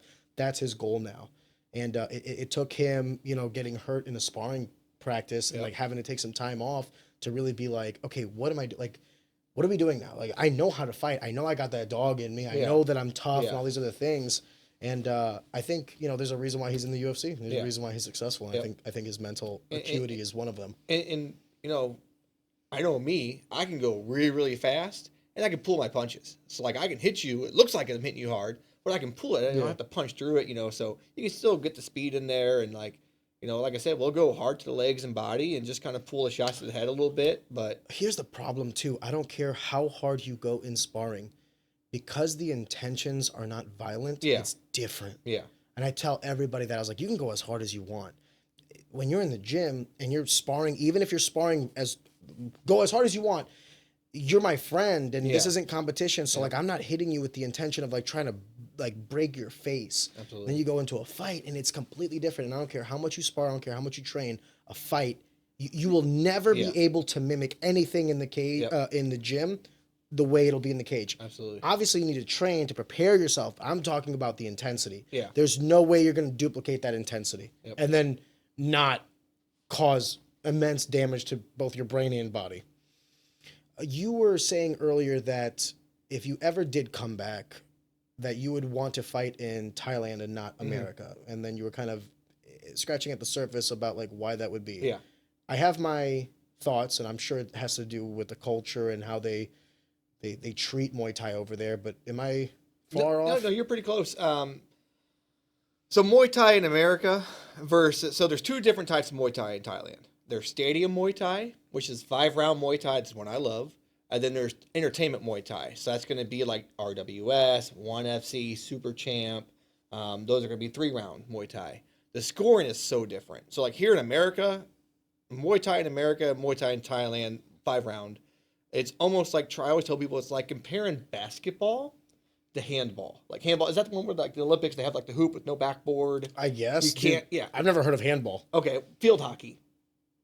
Is that the one where they're okay, running? lacrosse. What about lacrosse? You know what lacrosse? The net ball. Okay, yeah, I know sports. Right. So let's compare lacrosse. He was just going to keep going. Let's pair lacrosse and soccer. Yeah, it's on the same field. You have a net, but the way you get there is completely sports. different. Yeah. That's how Muay Thai in America is compared to like Muay Thai in Thailand. Wow, that different? That different. So when I fight in Thailand, traditional 5-round fights, first 2 rounds aren't even scored by the judges. So the bettors can make the odds. Wow. Right? Live, yep. And before I get into the actual intricacies of the fight, let me explain the different stadiums. So you have Lupini, right? That's like where 1FC holds all their Friday night fights at. And then there's Rajbadurm. So Rajbadurm, those are like the 2 biggest stadiums. Lupini is owned by the Thai government. Rajbadurm's not. That's like the 2 main like stadiums. So one of my fighters, Carter Ruscio, he just fought out there in Rajbadurm last year or this year. I don't know. It all floats together. That's like you want to fight there, right? Then you have your regional stadiums. That's where I fought. So that's like a bigger stadium. You know, they have the lights and everything. And then you have your grassroots stadium slash like festivals. So the festivals are like they call them a Wat. So it's like a Buddhist like church essentially. And they'll have a festival once a month. And you know they have like all these Thai vendors, concerts, and they usually have a Muay Thai fight. And it's out in the middle of a field, no roof, you know, or it's in a gym. Which the gyms are all outdoor and they have like stadium seating. There's like no rules there. Even some of the regional fights. When I fought, they put me next to the guy. They go, fill you up. Okay, same. Okay. I'm like, all right, cool. Didn't even weigh in. They don't check you for nothing. You don't have to wear a mouth guard if you don't want to. You don't. They check for cup, but like, yeah, I think that makes sense. Yeah. So I mean, some of the stadiums, like especially like the grassroots stadiums, that's where the kids, you know, start coming up. That I love that Muay Thai. It's so cool. Like it's just grungy and dirty and it's so different. I remember we went to one of the fights, and this kid, he was fighting. He was 10 years old. I was betting on the fight because that's what you do. So I was betting on little children fighting. Clipping that one. And, Chad Mueller. I was betting on little kids fighting. Yeah, absolutely. It's and, cultural, babe. Yeah, it's you gotta assimilate. Yeah, absolutely. And this kid was losing, so he gets back in his corner, and his dad slaps him, knocks him out. I'm like, oh shit. Jesus. And then I hear this woman yelling on the side of the ring. I'm like, oh, he's about to get his ass beat. Then I realized, oh, the woman's yelling at the kid too. So in Thailand also, and Stadium Muay Thai, you get 2 minutes in between rounds. It's glorious. I love it. Oh, you can really load in. Yeah. So they're waking him up. He wakes back up. I'm like, oh, fuck. Like, I'm looking at my friends. I'm like, dude, we are not in America anymore. Like, that would not happen in America. Wake the kid up. He goes out there, fights his heart out. He ends up losing. After the fight, I go to the bathroom. He's back there by himself, throwing up blood. None of his family's back there because he lost. And I guess they probably bet the house on him. You know, like, how old is he? No older than 11 years old. And but I mean, that's how those families make money. It's like their poverty. You know, like Lord Zilla, when I had him here, you know, he grew up so poor, and you know, he's making good money, especially for Thai standard. Even not Thai standard, he's making good money. Yeah. And does he still live in Thailand? He still lives in Thailand. And but that's how they get out of poverty is Muay Thai, and it was just like culture shock. I was like, holy shit, this is crazy. But like the Thai people are the best people ever. There's that story, but they really are, man. It's pretty incredible. But I mean, it was just like that, like, oh, we're not in America anymore, and like you can't say anything, like, yeah, what are you gonna do? This is their culture. Yeah, you can't overstep. But did you at least like try to be like there, kid, or were you like, I lost my house? No, I mean, I read the room. I was like, hey man, good job. Somber. You know, just give him a little why. He probably didn't speak English, so. But yeah, I mean, that was just like the reality of like that type of Muay Thai. You know, it's pretty crazy. So the first 2 rounds, like I was saying, aren't scored by the judges. So it's so they can start making odds. Round 3 scored really high. Round 4 is kind of usually scored a little bit higher. And round 5 is like a swing round. So like, let's say me and you are fighting and you're in the lead. I have about a minute to try and knock you out. And usually you know who's winning because you can tell by the odds that they're making. And if I don't knock you out in that first minute, if I reach out and you touch my glove, that means you concede. And you're going to stop trying to knock me out. If I reach out and you don't touch my glove, that means you're going to keep trying to come at me. And usually, like, because they fight so much, especially like a lot of those regional fights, it'll be crews. So crew means coach in Thai. They'll fight on those cards to make extra money. Or, you know, it's up and coming kid. But a lot of those crews don't train anymore. They just hold pads and they go and fight every 2 weeks to make them extra money. Or, like I said, you're coming up and you fight every 2 weeks just to get fights. So it's kind of like, hey, you had 5 rounds to beat me. You haven't. So most of them concede to losing. Yeah. It's just like what they did. And that's why, like the Thai, if you watch 5-round Muay Thai, they dance around in the last minute or two because they said, hey, you know what? I wasn't able to get you, you know? So it's kind of like a such dance. A wild concept to me. I've never had this explained to me. And it turns everything I know about martial arts on its head. Mm-hmm. Because for me, I get it because it's volume, right? They're gonna fight how many times this year? 20 times, 30 times. Me, if I fight 3 times in a year, that's a busy year. Yeah. But it was also the difference was like the intention, like you get in there from second one to the last, it's violent intention. They're trying to break my bones. They're trying to separate me from my consciousness. Yeah. This is kind of like, we're trying to see where the technique is at. Yeah. We're trying to see is like, is there even a fight to be had here? Yeah. And then the traditional Thai scoring too, like I can kick you in the leg 2-3 times. You kick me with a good body kick, you're an elite. Because it was more effective. It's harder to land a body kick. Okay. So if you throw a body kick and I block with my arms, that's a point for you. If I check with my leg, no point. But if I check and fall over, you off balance me, so that's a point. But if you like leg kick me and I showed that it hurt, then that's going to score high. You punch me 3-4 times, I kick you with a body kick, I get the higher score. Yeah, but it's, I mean... So it's like a different game. That's what I'm trying to say. It's like a different game, and I really like that game. You know? Because you're still trying to separate him from a consciousness, but you're also playing his points game. Yes, that's what I was going to get at. And like that's the culture shock for me. Yeah. Because like for me, it's like, you know, you have Ray Hayes on, and he's like, I ain't seeing a third round. Yeah. Ray's like, I'd rather, you know, get knocked out than I lost by decision or whatever. And that was like always my mentality too. It's like, no, like fuck me up. If you're going to beat me, fuck me up. I don't want to lose by decision. Yeah. And then you're telling me like, you know, if by the 5th round I didn't get you, I'm gonna. That's just like for me, I does not compute. Yeah. Why is it that you enjoy that? Like, what is it about that you enjoy? And then do you enjoy like MMA? Like, are you able to enjoy both separately and exclusively, or is there like, no, I like this one area and I think it's better? I like it. I think it's just the beauty of it. You know, the fight. Like, I love the first 2 rounds of feeling each other out. Can you still knock them out? Absolutely, you can. You just won't win extra money from the bettors, you know, if that's what motivates you. I mean, you could push the pace round 1 and 2, but guess what? What if they survive and they, you know, now they get to push the pace back on you for the next 3 rounds, you know, and win in the rounds that really matter. So it's learning how to play the game the right way. And I think it's just something beautiful about it, you know. How long are the rounds in Muay Thai? 3 minutes. So 5 3-minute rounds. Yeah, with 2 minutes in between. And the best you part, can't even push the pace because it's like, dude, you're gonna have 2 minutes off. They're gonna catch back up. Yeah, the best part, they put like this little metal tin kiddie pool in the ring with you, and they just douse you with ice water. Oh, it's amazing. Really? Yeah.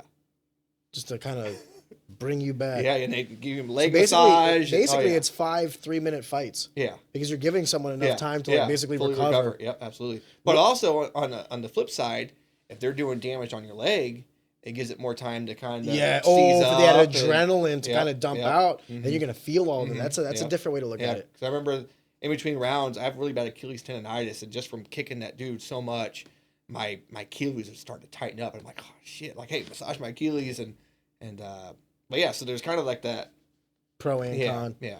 I wonder what that would do to MMA if we had like 2-minute rounds in between. More time to see the damn highlights. Yeah, that too. More sponsors. Yeah. It would be great for a multitude of reasons, but then I think to myself, why 1 minute? Like, who decided 1 minute, anyways? Because of boxing, for sure. Yeah. Because of boxing. I mean, a lot of the point system derived from boxing. Like, I know the story of like Big John McCarthy meeting with like, the state athletic commissions and kind of like setting something up because they were trying to rebrand the UFC from like no holds barred to an actual sport. And in order to be an actual sport, they basically copied a lot of.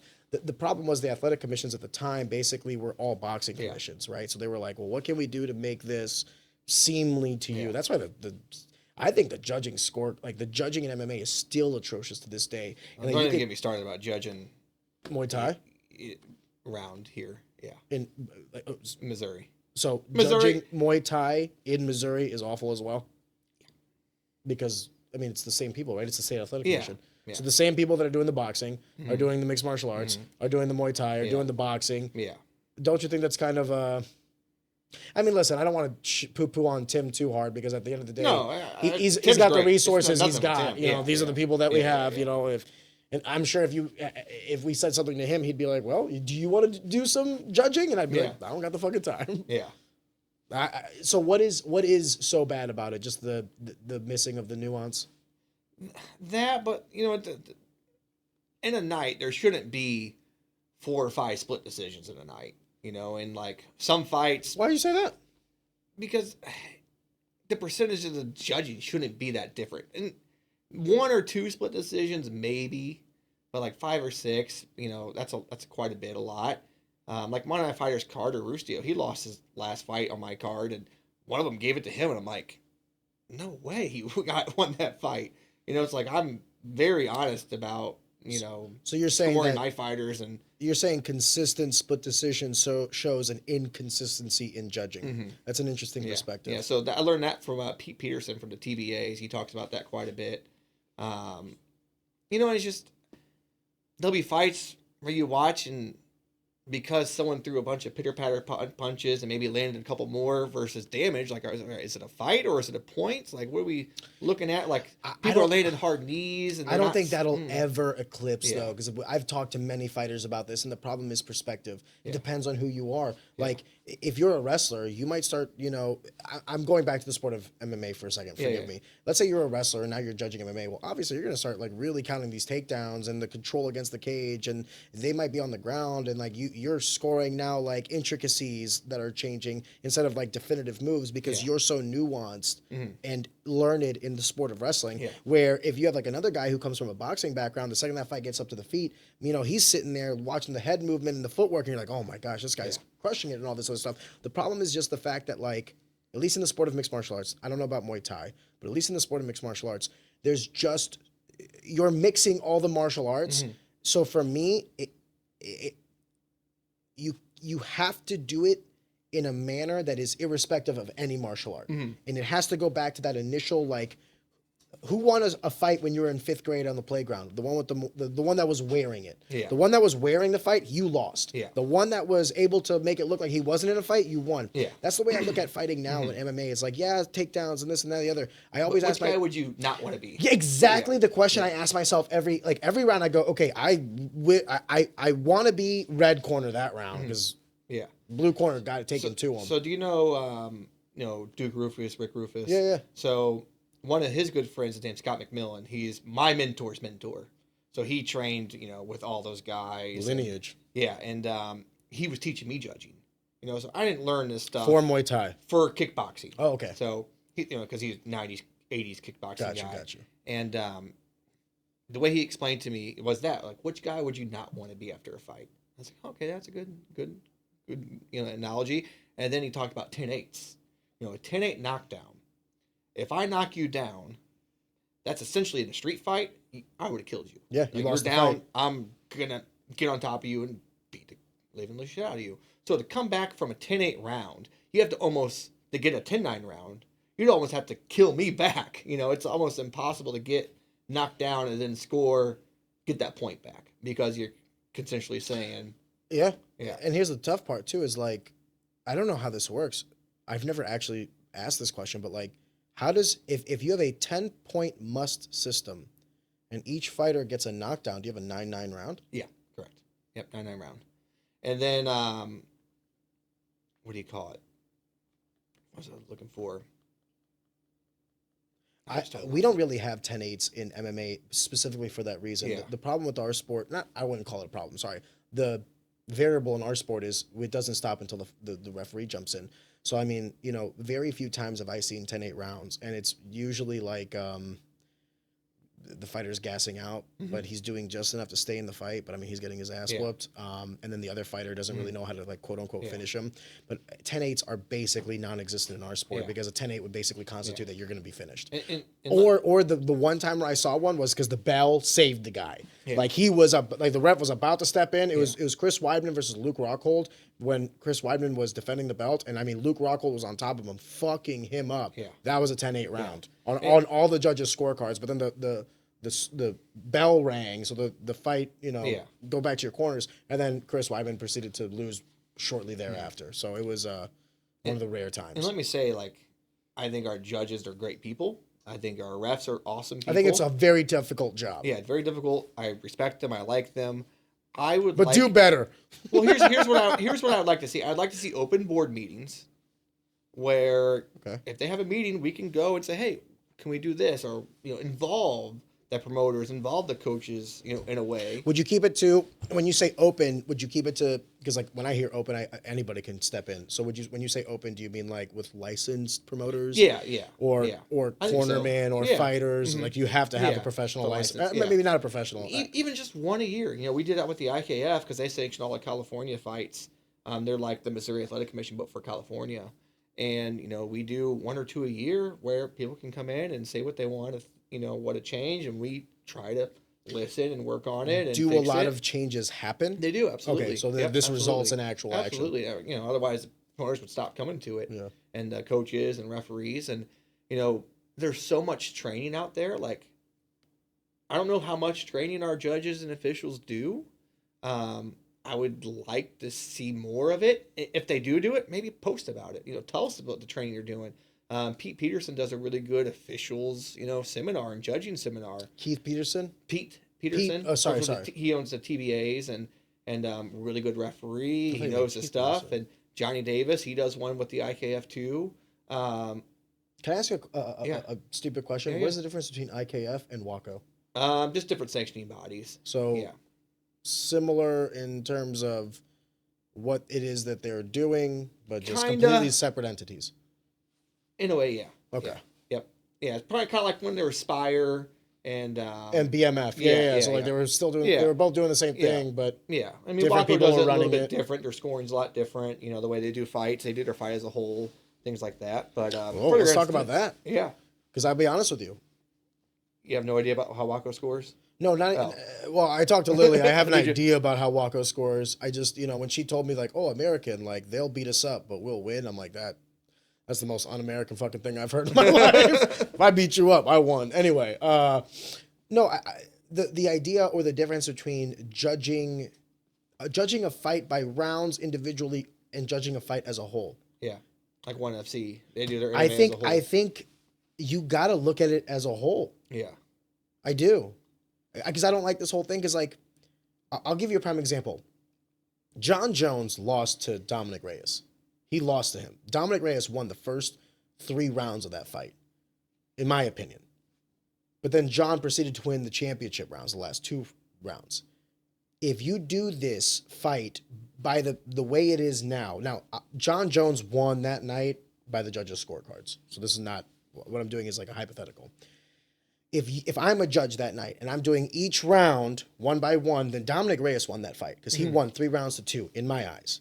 But if you judge that fight as a whole, John Jones wins that fight. Because at the end of the fight, he was the one dominating Dominic Reyes. And like to me, it's like always, if you're going to go into those deep waters, then who's still standing? Yeah. Who's the one still treading water? At the end, yeah. You know what I mean? So like for me, just that's what seems small intricacy difference would change the outcome of who wins that fight.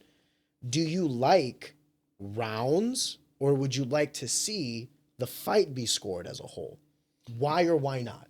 I enjoy the rounds because you can look at it as like small separate fights. You can kind of come back and then like, the whole as a whole, it's just, I feel like it's almost even harder to judge it now, Yeah, and then there's going to be recency bias for the end, but I think there should be recency bias. Yeah. Like, oh, you fucked me up in the beginning, but by the end of it, I was fucking you up. Yeah. I think it's a lot harder to overcome adversity than to challenge it. So like, I beat you up for the first 5 minutes, and then you survive for the next 5 minutes, and now you're beating me up for the last 5 minutes. That's more impressive. Yeah. It's like any race, right? Like the runner starts out with a sprint, but then by the end, he's in 8th place because he gassed himself out. Yeah. Yeah. It's the same thing with every other aspect of fighting. Yeah. But, I mean, listen, I also, like, if you do that, then why do you even have rounds? Just do, like, 1 25-minute round. Yeah, and you know what? My buddy, Paul Banasic, so I train with him out in Thailand. He's a pro fighter, monster of a dude. And he fought in Cambodia. I forgot what the promotion was called. I think it was called Cambodia Fight. It was a circle ring. They did 1 10-minute round.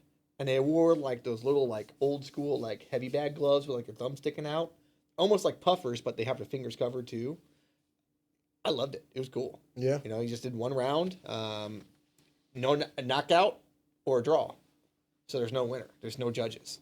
So you either get a knockout or you get a draw. Oh, wow. So if there's not a definitive finish. And that's how card chook is, too. So card chook is where they put the ropes on their hands in Thailand and fight. Now they have Thai Fight, which is a promotion. which is owned by the Thai government. And it's essentially like That's interesting. for Thai tourism. Okay. Not Thai tourism, for Thai national like pride. So they put like Sanchai versus like some guy who's got murdered. Kind of propaganda fighting. Pretty much it is. So they do card choke, but they do it by judges' scores. Real card choke, if you like go to like a festival fight, there's no judges. The only way you win is by knockout. So if it goes to all 5 rounds or 3 or whatever they do, it's a draw. And same thing with Lethway. Lethway, there's no judges. You either knock out or you draw. Yep. I hate to ask this question in this way because we've been talking about Thailand and the way they run fights, specifically for Muay Thai. But then, I mean, you are in America and you run stand-up fight series, your own promotion. I mean, in a lot... we could never do it the way the Thais do. Well, that's what I was kind of going to get at, is like, you say that you acknowledge the differences, the compare and contrast, and that you prefer this. Yeah. Yet in the States, obviously, because of the State Athletic Commission, whatever laws our society has... Well, and the culture. The American culture. Do you think it's possible to create that here? Do you think it's possible for stand-up fight series to, like, try to mimic... that culture and bring it here? If we did the Samara, which is like the music they play during, people would be like, "What is that noise? Like, don't stop playing that." It just wouldn't work. Americans, we're very like, we like American stuff. So like, hell yeah, we do. So like, for instance, what is it? Sanda, or Sanda? Sanda, where they Sambo, where they fight with the MMA gloves. They can do like throws. Is that what it's called? I have no idea. Well, the IKF rebranded it IKF Freestyle Kickboxing. Okay. So they fight in the MMA like puffers, and you can do throws, and like people are loving it. But if we were to brand it the Asian name, people wouldn't care. It's just if we brand it this style of freestyle kickboxing, people are liking it more. It's just a different market. People in America, they want to be able to look at a fight and see who won, right? When you watch Muay Thai in Thailand, like, hey, that guy punched him way more, but how did he lose? Well, you have to know the nuances of it, where people in America aren't going to care enough. They just want to see violence. They want to see hard shots. They want to see knockouts. They want to see that. So then for you as a promoter, how much of this stems from like what's financially viable so that you can keep running shows, and then also presenting a product that you want or you think is representative properly of the sport? Because you're a Muay Thai guy. Even as a coach, like I got to train my guys both ways. Yeah. We had 5 guys last year go to Thailand and fight. They got to understand the rules and the perimeter of the game that they're playing to be able to compete out there. Or else they're just going to get destroyed and nothing they can do about it. Because like I said, the scoring, the rhythms, everything's different. So I got to find that line of teaching my guys how to fight either way. But as a fight promoter, I gotta do it this way because that's the way we fight. It's preordained. Something cool we're gonna do with this one though. I talked to Tim about it. I got it from ONE FC. Most people can't hear it because they haven't been to an event. They play a heartbeat sound during fights, and it's just big deep bass. So you can't really hear it on the TV because it's such a deep bass. But we're gonna do that for our next fight card. It's gonna be really, really cool because it just adds like just a little like during the whole fight. Yeah, during the whole fight. Did you want like add some tension? Yeah, a little bit of tension and like I don't know. It's pretty cool. Interesting. Yeah, we did it at one of the IKF events out in North Carolina. We did, and it added a kind of cool atmosphere to it. So yeah. Where are you gonna be doing the fights this time? Because I know after the last one there was a little hiccup with the venue and everything. Where are you guys gonna have them this time? Yeah, so this one's gonna be at the Steel Shop. So essentially, what happened last time was parking at the venue wasn't great, and people were parking all in that neighborhood. People complained to the city council because their events were so big. Sweet. Yeah, good problem to have. Yeah. So they're like, hey, we can't rent to you. Just people are just too upset. Much I'm like, okay, I get it, man. Whatever, it's cool. So now we're at the Steel Shop, which used to be the Olympia. And it's a really cool venue. We're really excited about it. And my lighting guys, a lot of tall ceilings. We can do some really cool stuff. I spent a lot of money on some really cool backdrops to kind of dress up the place. So it's going to look really, really good. But even more is like we have 19 fights already booked. And like they're all bangers. Like, because my buddy Ricky Davison, he has a card the week after. I was like, what fight maybe I can like see if they'll move to that card. I'm like, I don't want to move any of them. So never mind. Like, I'm just going to, you know what? We have 19 fights.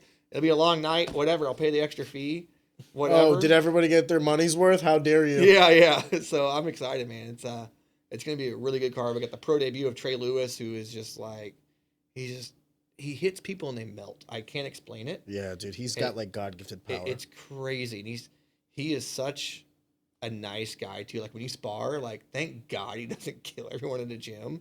But when it comes fight time, he can flip that switch and put you out.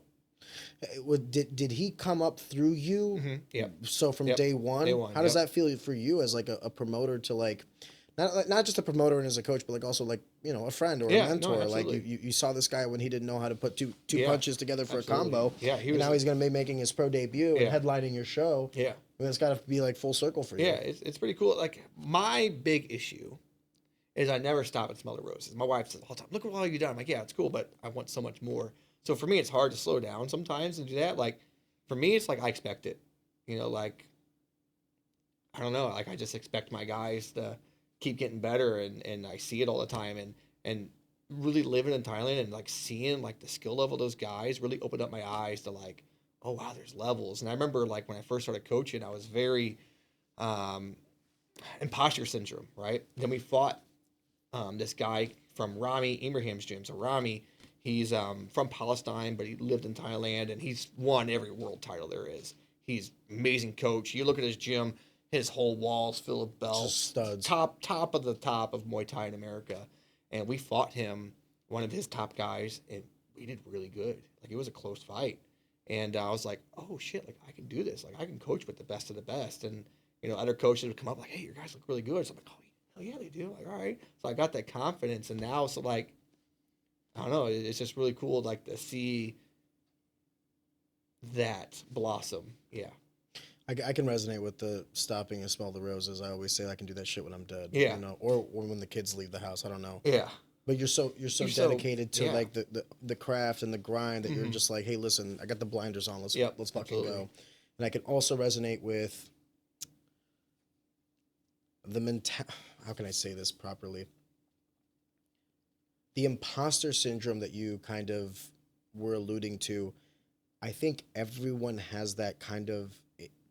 Everyone has that whenever they go from the isolated sport of competition because like you're only in charge of yourself. Yeah. So like if you lose, you only failed yourself. Yeah. You know, you might feel bad for the coaches and stuff like that, but usually like all the physical ramifications are to you. But as a coach, you hope to God that like maybe I know, like I hope I really know my shit, because if I don't and I don't prepare this guy properly, he's about to go out there and every single punch that he gets hit with is maybe something I could have taught him how to not be hit with. Yeah. This guy's going to have dire physical ramifications as a direct correlation to the things that I've instilled in him, or immense pleasure in dealing that damage. Yep. So I think that imposter syndrome that you felt is like, in my opinion, like a very humbling and human emotion. Yeah. Because what you're really saying is, I hope I know what I'm doing. Yeah. I think I do. Yeah. But I hope I do. And I think that's just like, it's the proper way to think about coaching, at least at the beginning, until you know the proof is in the pudding, so to speak. So you got some guys that are actually being a little bit successful. You're going out against top competition, and we're doing great. We can hang, at the very least we can hang. Yeah. Okay, then imposter syndrome gone. We do know what we're doing. Yeah. The card itself having 19 fights, does that not scare you about kind of like diluting some of the fighters? Because surely you understand, like if a card goes 5 hours versus 3 hours, you know, the first fight could be a banger, but by fight 10, you're like, oh yeah, how many fights have gone through? Yeah. So if you were to say this is the perfect number of fights to have on a card, regardless of like possible pullouts or whatever, is it 9? Is it 15? Like how many fights would you want to have on a card, and how long would you want that to go if you had control of all the variables? Yeah. So the math on it is about 4 fights are an hour. Right? Okay. You can get through 4 fights. You know, MMA maybe a couple more because you're gonna get, especially new guys, you're gonna get a lot of first round stoppages. But the formula is about 4 fights an hour. What I try and do is, if you didn't sell a lot of tickets, you might fight at the end of the night. I want my main event going around 10 o'clock. My mentor is probably gonna get mad at me for giving out his formula that he's given me, but he's been promoting for 25 years, and you know, so we have that many fights. You want your main event around 10 o'clock. So if we start at 7, you know, they're going to be fight number 10, 12, 10, 11, something like that. And then the guys that didn't sell a lot of tickets, guess what? You're at the end of the card. You know, almost like Bellator when they come here to St. Louis, they do their walkout fights. kind of the same way. But, you want to front load, put them up there, and you want some ticket sellers at the end too, because you don't want your crowd to be Yeah, you don't empty want the at crowd to be end. completely. That was going to be my Yeah. question. Is like, wait, hold up now. Like, Yeah. if we're putting all the non-ticket sellers at the end, it's like, well, then the for those that don't know, the majority of the crowd is there for their specific fighter. Yep. Now, then there's the people that are like the avid sport fans. Like for me, I'll be there for. I don't have any. Yeah. I don't have any horse in the race. Yeah. I'm there to watch Good all the fights. fights. Yep. I'll be there for Yep. the first one till the last Yeah. one, right? Yep. But that's like the minority of the case. The Yeah. majority of the time, people are there to buy a ticket for their friends. Their friend fights. Hopefully, their friend wins. Now they're having drinks. Maybe they go to an after party. Whatever it is that they do. So like, you never want an instance where the main event is coming out there and half the gym is gone or half the arena is gone. Like that just, the optics don't look good. So can you walk me through this? Why 10 o'clock? Why you're comfortable with like putting some of these guys later on in the night? What is the science behind that? So main event usually around 10 o'clock. If Okay. the fight start at 7. So if the fight start at 6, I might do it at like 9, 9:30, something like that. Because you don't want them waiting more than 3 hours? That, and then the fans, you don't want them to be empty when the pros are fighting. Those are the best of the night, So you want people to leave there going, holy shit, So there's that. And then, like the guys that didn't sell tickets, like, hey, you don't want to fight so late in the night? Sell more tickets. Can we talk about that? Because you and Marlene are the promoters that I've had on. And I guess you could say the same thing about Pat Rob. Smith. But, Rob is a matchmaker. Yeah. So I guess technically he's also a promoter, but Yeah. not like the owner, Yeah, right? yeah, So like, yeah. I haven't had Jesse on. Mm-hmm. For you, you're constantly having to battle 3 variables. Maybe you can add more. So like, there's the part of you that's a coach that wants the promotion so that you have an avenue for your guys to compete in. Mm-hmm. So the coach aspect, the coach Yeah. variable. Then there's the entrepreneurial aspect where you're like, hey, I'm taking on all this fucking risk. Mm-hmm. This is what this is going to take me to run. This is how much I'm going to have to pay everybody. This is all the moving pieces. And also, the juice has to be worth the squeeze. I'm going to be putting how many hours into this, and I want to make sure that there's some sort of return for it. So business aspect. And then the last one I would say is like the fan of martial arts. Yeah. Like that's got to be an aspect of it too, Absolutely. right? Yep. Like you wouldn't have done this if you weren't interested in Muay Thai. You wouldn't have pursued this as heavy as you did if you didn't have a real passion for this sport and this form of combat. If you were to give me a pie chart of what you think the importance of each 3 of those aspects, or if you want to add another one, can you kind of help illuminate, like, is it 80% business, 10% gym, 10% love of the sport, or is it like 33% all 3, or are there additional variables that I'm not thinking about? What goes into running a show at Stand Up Fight Series from the perspective of entrepreneur, fight fan, and coach? Yeah. I would say it's a toss-up between number 1 of one fair. Because I don't ever want someone to watch my fights and be like, oh, he set up his guy to win. Yeah. That doesn't happen. And that criticism is going to be there because you got 10 guys on the card. Yep. You're the owner of both. Yep. So they're going to be looking at you with a magnifying glass. Absolutely. And I'm about 100% sure no one's ever said about any of my guys in their fights. My guys always have tough fights. And that's why one of the reasons I started the stand-up fight series is, we're traveling to tournaments all the time, right? I don't want to travel all the damn time. Yeah. Like, especially now with a kid and 2 businesses, it's just tough. Like to fly out to South Carolina, do a tournament, or fly here, do this. So I want to be able to have my guys have good, tough fights, and we don't have to travel. Then it boosts my gym up too, because people get to see the competition and all that, and actually watch Thai fights, and not in a cage. And so there's that aspect. I want my guys to have hard fights. Now, some of the pros, will I try and mash them up the win or have a better shot at winning? Yeah, starting off, you got to build your fighters up. That's part of being a promoter is I got to build my guys up. So like, for instance, I had Kendall Whited, looking for a pro fight, and all these guys that weight class were like 15 pro fights. Well, I'm sorry, not going to make that, bro. That's a little rough. Yeah. So like, it was hard to find someone for him. But like, with Trey Lewis, his first fight is Gavilan Blanche, who's a really tough guy. But I think it's a winnable fight for him, or else I wouldn't make it, as his coach. But I also think it's a tough fight. It's not like a cakewalk. You have the additional paradigm because you also, like, if you were just the promoter or just the matchmaker, then it's like the variables are strictly entrepreneurial, like who sells tickets, who does this, that, the other. Yeah. You're also having the variables of like, I want them to have the fights that help them grow. Exactly. And I can put you against any shit bum I can find because I'm the gatekeeper, right? Like if I want to find a guy who's a tomato can, it's available to me. Yeah. But then I disserve you as a coach because I'm not giving you the fights that are going to truly progress you, truly help you grow. And then it also comes down to like, what is Trey's, like, because I always say, like, you know, when people talk about like, oh, I want to fight, I go, okay, you want to fight, what's your goal? Because depending on your goal, like if your goal is I want to do a competition, maybe you don't fight, maybe you do an IKF tournament, a point tournament, see if that's enough for you. I want to be, you know, I want to be a pro. Okay, well, then fight a couple of times amateur, go pro, have a pro fight, and then call it quits. I want to be the best in the world. All right, get ready because that's a different fucking world. Yeah. I've seen it all now, and it makes me realize that, like, I think of all the jobs in that game, matchmaking is by far the hardest. Yeah, it's tough, and I have a pretty good formula I use. You know, I use same thing we do for tournaments, for full contact tournaments. If you're 0 to 3 fights, that's the range you fight. And we call that novice class. Then we have C class, anywhere from over 3 fights, so 4 to 10 fights is C class. B class, 11 to like 20, and then we have A class, 20 plus. So I try to match them up in that class, and usually with that much experience, they even out pretty good, you know. Yeah. Do you ever take into consideration success though? Like, let's say some guy goes in there like, but like, you know what? First one and smokes everybody. But listen, one of my best fighters, Vince Guerin, he's 1-9. He's one of my best fighters. You would never guess it based off his record. Like, oh, that's an easy fight.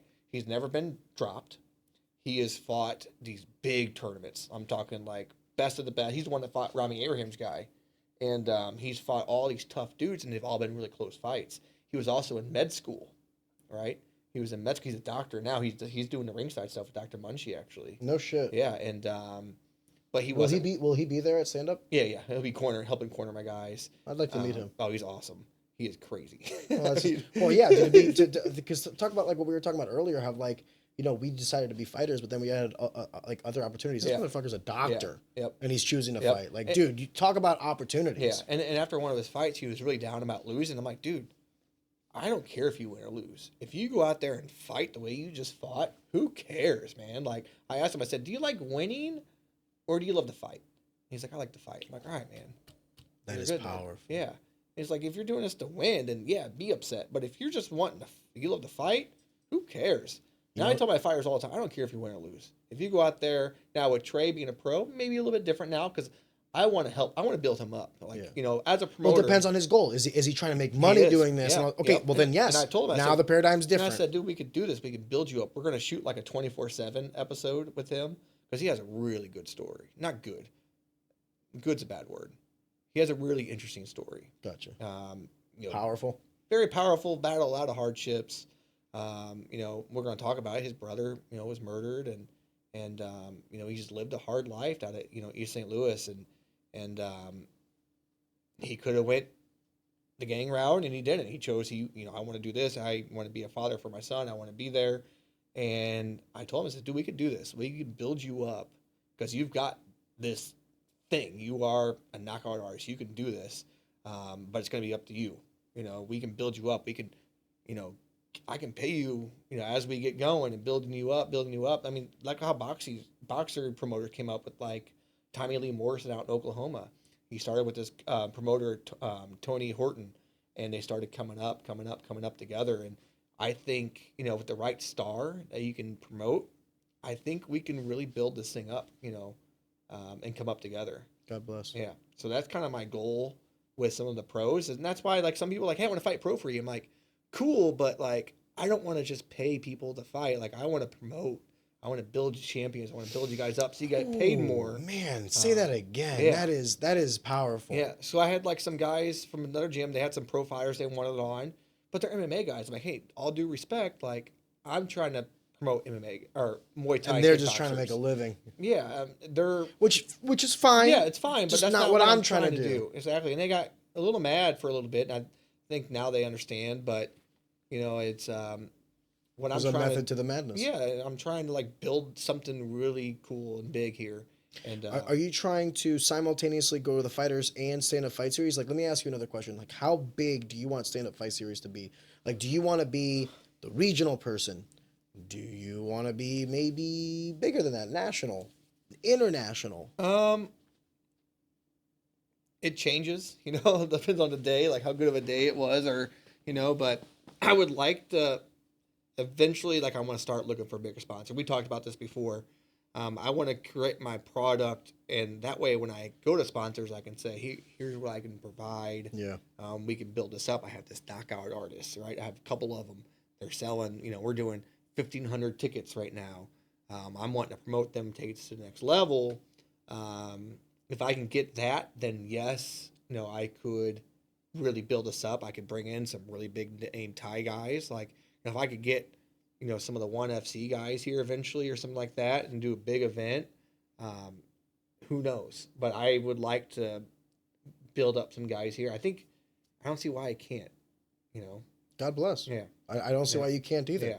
I just, the reason you wouldn't be able to is if you didn't have the drive to. Like, if you told me, like, no, I just want to, you know, I want to be the feeder league to the bigger leagues. Like, that's nothing wrong with that either. Yeah. That's kind of why I asked the question of, like, where is your mind at? Yeah. And I get the sense that you're like, hey, I'm willing to be as big as we can be, depending on. You know, it's about finding stars, you know, and like that's what our sport's been missing for a long time are these superstars.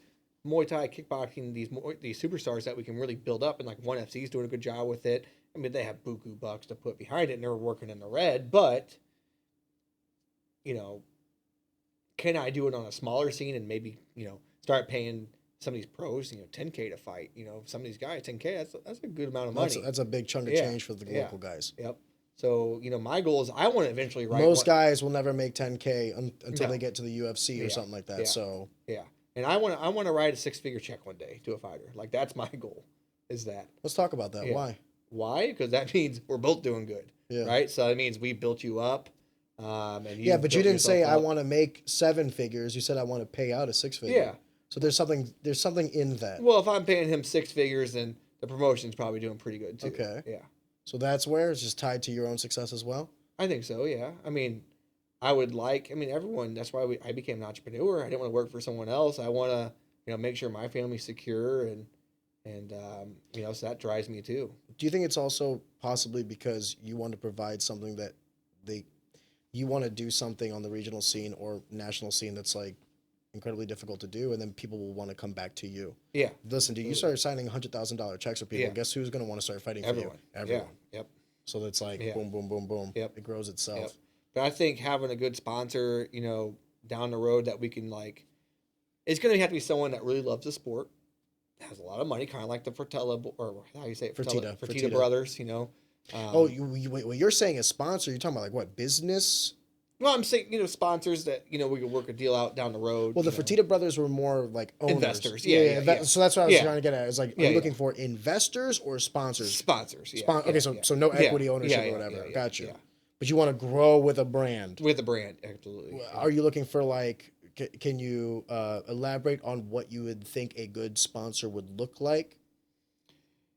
What do you mean, like what type of brand? Yeah, like like analbeads.com or like, what do we? You know what I mean? What are we talking about? We got $1 million. Yeah. Suddenly everyone's wearing anal beads.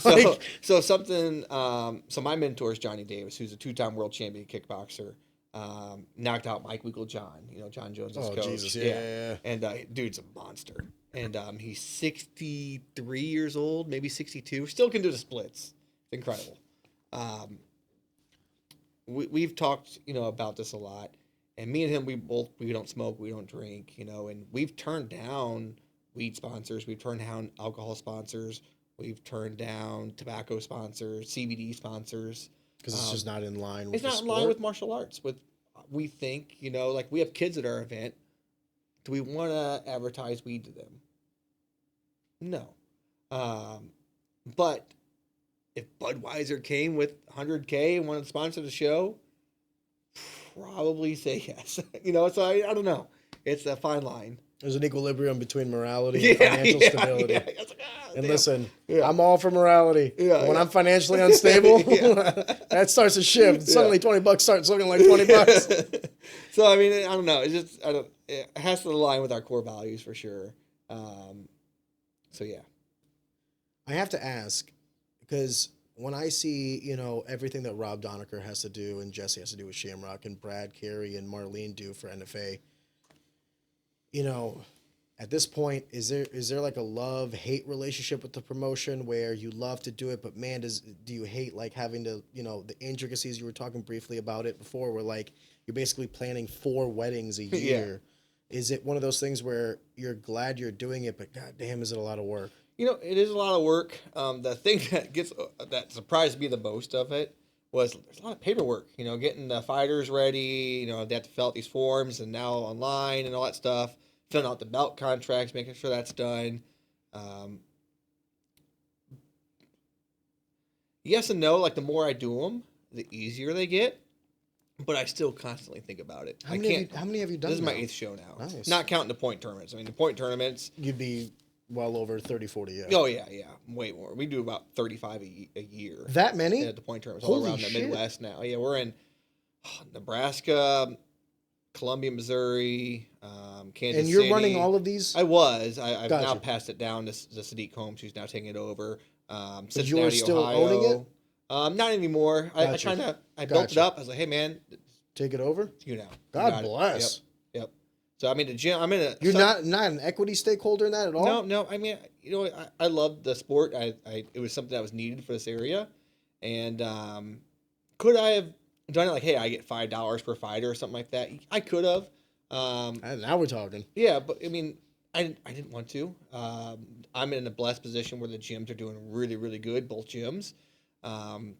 Promotion. I haven't lost $1 yet. Thank God for that. But, I have a great mentor that helped me start the PKBs here in St. Louis and also with the fight series. So, can you say who that mentor is? Or are you holding that? I got really 2 mentors. My dad, he's always been, whether I realize it or not, he was teaching me about business and being a good person. And, he always said, if you treat people good, you're going to be in good business. And, just how he's always handled himself and I had a really easy life. As I become a coach, I meet a lot of people and I see people that have a lot of struggles and I'm like, man, I had a really easy life. And in 2020, it started with my sister. Her husband passed away. And I was like that first, like real close to you, besides my grandparents passing, but like, that's also usually natural. They should be the ones first passing. Absolutely. And I was like, oh man. And then like kept having a lot of bad stuff happen. And I was like, I really enjoyed when life's calm and slow. How sheltered it can be. Yeah. And my dad had cancer last year, got diagnosed and had throat cancer. And, that was the first time I was like, oh my God, like, damn. Is he? He's in remission now, thank God. God bless. And he lost a lot of weight though because it was in his throat. So he had to do radiation and chemo, and like he couldn't swallow, and like he got really small, and it got pretty scary there for a little bit. And like seeing your dad, like you're Superman. It's like holy shit, like. And then crazy. It's also like debilitating knowing that like there's not a whole lot you can do. Yeah. So like that's one of the reasons I haven't done a show this year yet. I've done one since the last one was August 3rd. And now my next one not till May, so that's a good chunk of change. So I had the baby, then my dad was going through that. So I was like, let's just pause the brakes a little bit. But so I've learned to start enjoying when life's slow and life's easy. And I've had a lot of adversity like that, more than I would like. But it's like I said, it's maybe really kind of stop and smell the roses, like we said earlier, and just enjoy being around family and all those things. And so he's one that's always mentored me, and I didn't really realize it. Mentor. Yeah. But now I have Johnny Davis, who we talked about earlier, and I've been in his Johnny Davis 101 course for about 5 years now. I said, Johnny, when's 102? And he's like, no, this 101 just keeps going.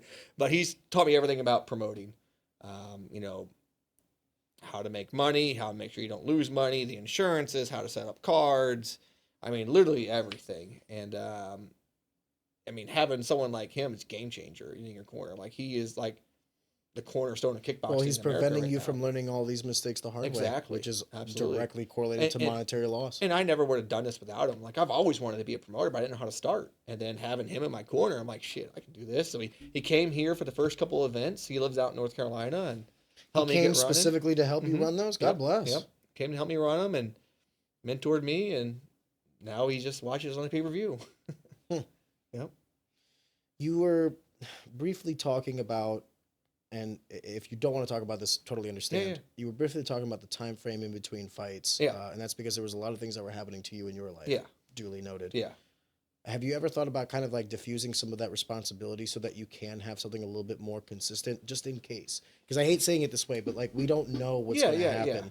What if, God forbid, things happen Yeah. and you become incapacitated for some sort of time, Yeah. or you know, there's things that now require your immediate attention and not necessarily this. Yeah. Now, by that same logic that we were talking about earlier about providing the outlet for the fighters and stuff like that, it's all kind of halted. Have you ever thought about like possibly a partner or partnering, like co-promotions or anything like that? Or has that never crossed your mind? No, so like the gyms, you know, they'll run themselves. I can leave 2-3 months. Be perfectly fine. Not miss a thing. Those are fine. With the fight promotion, I'm very... I've tried to bring in some people like help with marketing. They just didn't do what I wanted them to do. And then like the promotions make money, but like I'm not trying to spend all my money on paying employees and things like that too yet. And if something really did happen, Johnny would step in. You know, he would definitely help out there. But as So like you a have partner, that if you need it. You have yeah, that if yeah, you need yeah, it. absolutely. And I've got, you know, Sadiq Combs, who's now running the PKBs. You know, God forbid something happened, he could, you know, he could help out quite a bit. Rachel Kearns, you know, that's another, you know, person that we're kind of training up.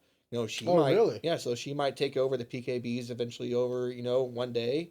You know, I'm all about loyalty and, you know, bringing people up and building them up. And something I've been looking at doing too is, I want to give all my cards away, but here we go. Forgive me. Only if you want to talk about it. It's something that I really want to do is I want to build my own gym/fight arena. So, Elaborate. So like when you say gym, you mean like what, lifting? no, Muay Thai gym. Okay. So somewhere in Missouri. Okay. Where I could host fights out of, so it's big enough to host fights, but also when it's not being used for that, it's my Muay Thai gym. So you want like a venue as well as a gym? Mm-hmm. Yep. Why that? Because that's how they do it in Thailand? Yeah, that is one of the ways.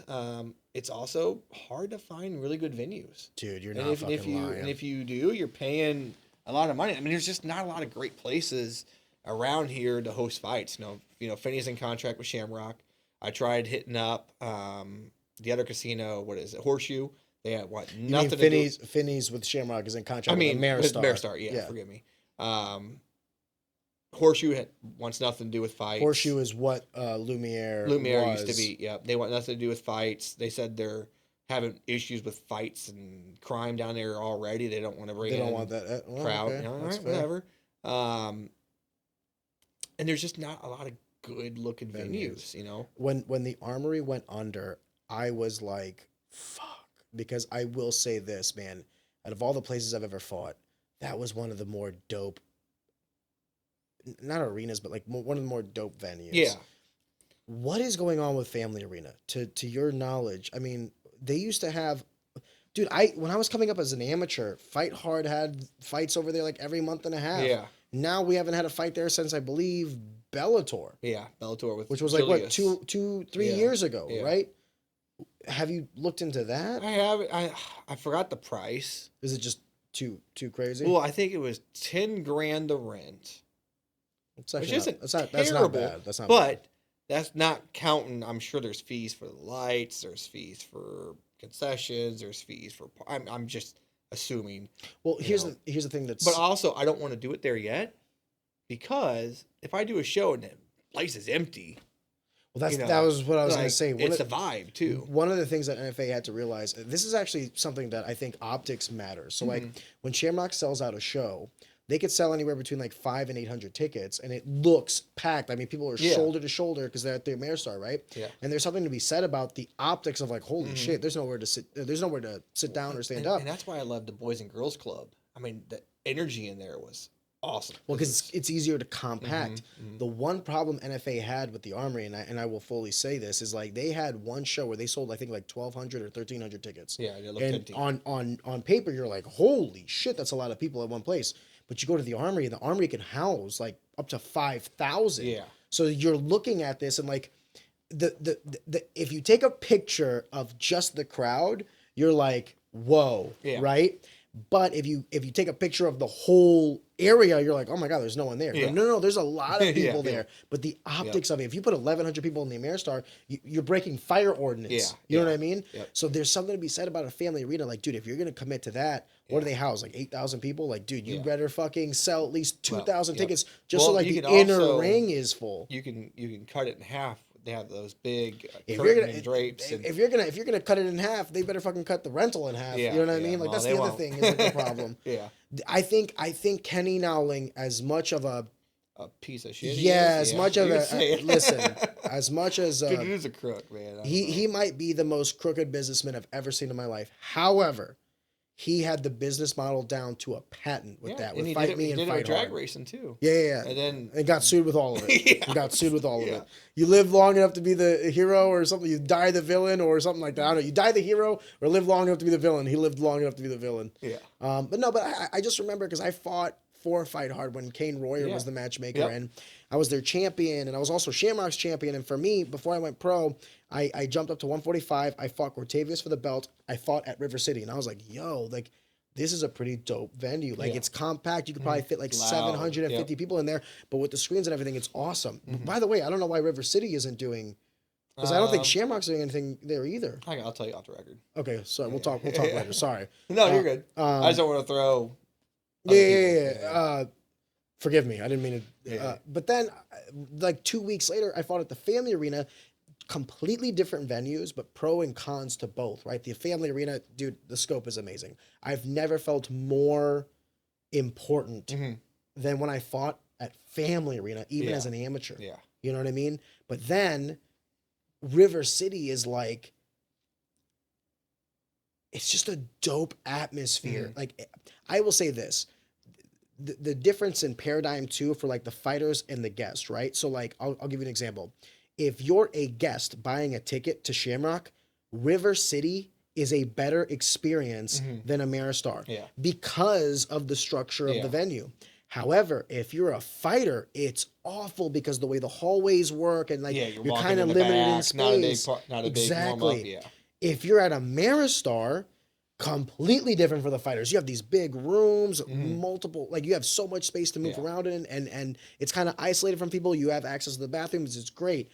But if you're a guest, by no means am I saying that the product is like bad, but it's not as good as River City. Yeah.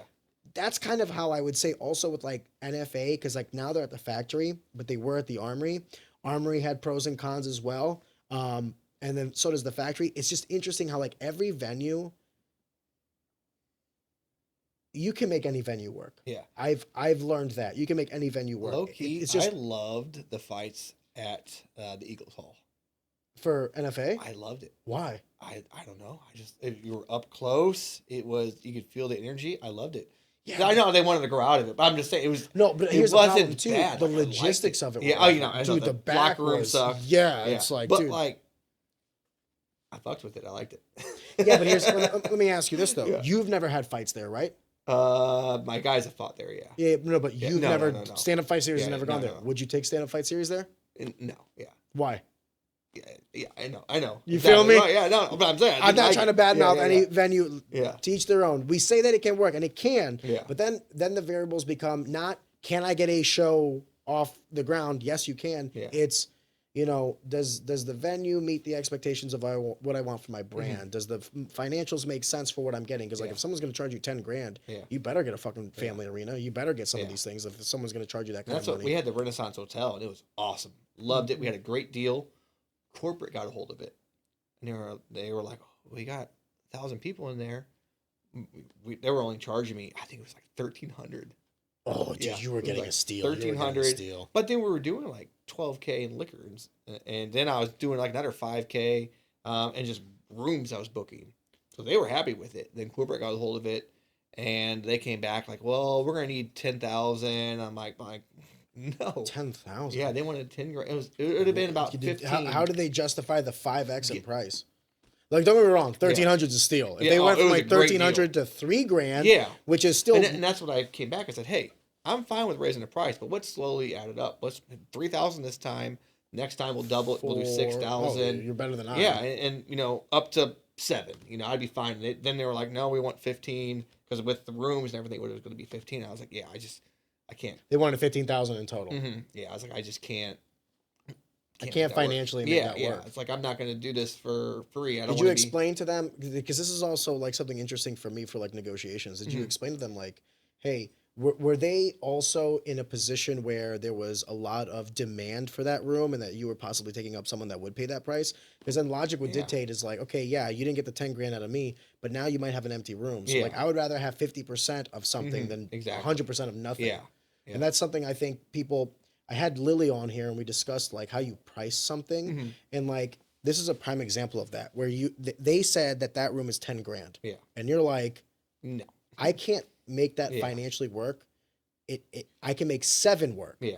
And they say it's 10, but you weren't willing to pay that. Yeah. So then is it 10? Yeah. So unless someone is willing to pay that, then the price is not 10. People with weddings and, you know, and I think they'd rather have that because they're getting the food, they're getting alcohol too, easier to deal with.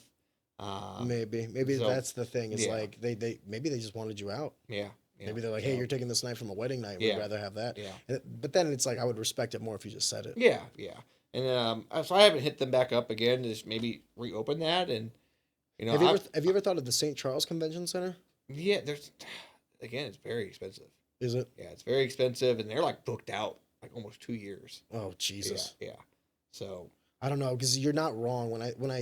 When I think about these venues and stuff, I'm like, yeah, dude, there's just not. Well, look at the convention center. Like they're doing big trade shows where they're making buku bucks from. You know, each vendor pays this much. Yeah. The financials make way more sense. Yeah, it's just, you know, it's the fight game. It's good, but well, let me ask you lot this: of other things that make a lot more do money. Do you think the reason why we say there's a shortage of venues is because we're kind of aiming as an industry too high? Because I mean, think of like Shamrock at the Ameristar. That's basically like they're not like in a dome or anything like that, right? They're in a what would you call that? Yeah, but they're building like a reception hall. They're building a new. Yeah, but I would be interested to see what the negotiation for that will be then, because like think about it logically. If Shamrock ever gets to a point where they're offering more value, then they're going to want more from Ameristar. Yeah. Logically.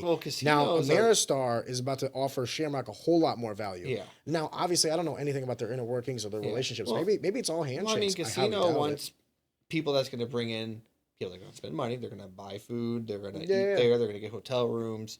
So the more people you can get there at an event, that's just going to make that casino a lot more money. So that's but then Shamrock's going to run into the same issue that we were talking about with the Armory. It's like the optics of the room right now is tonight, for instance, they say they're sold out, right? Yeah. We'll know because it's going to be difficult to walk past people. Yeah. We'll know if it's sold out or not. And that sold out could be 1,000, let's say, 1,000. But if you put 1,000 people at the Family Arena, that's nothing, right? You don't even have the inner dome filled out. So it's like, you kind of also have to be very careful at how you do these things. Yeah, that's why. And is the market there for it? Yeah, and I think it can be. I don't see why it can't be. I think it's just finding those superstars and then really build them up. Big, man. That's a big number of people to bring to an event. I think this next stand-up fight series with 19 fights, I think we'll have a pretty good crowd. What's the capacity at Olympia? What's freaking huge? I think it's like 20,000. Maybe 25,000 square foot, which I only need about 10,000 for a fight. That's like with locker rooms and everything. They said their capacity though is like 2,000. So people. Yeah, that might be like a fire marshal thing. Yeah, it is. Yeah. Okay. With the amount of so it's not necessarily the square footage that's the issue now. It's interesting. So if I hit that, I'm cool. Yeah, 2,000. Yeah, 2,000 is good. Yeah, that'd be. I mean, that would be. If I could hit that consistently, I could be paying these fighters, 15, 20,000. Can I ask a high level question? I don't want to get too much into the finances. I want to know like the threshold. So like, let's say you're doing a show. Like, how many tickets need to be sold to at least like break even? 500. 500's like, okay. So anything before. Well, plus I do my point tournament during the day. There's been times where if I didn't do my point tournament during the day, I would have been in the red. Meaning the actual stand-up fight series card did not generate enough revenue to constitute the rental and everything, and that if you didn't have the point tournament that day to kind of break up that delta. We do 2 events in one day. In the morning, we do the point tournament.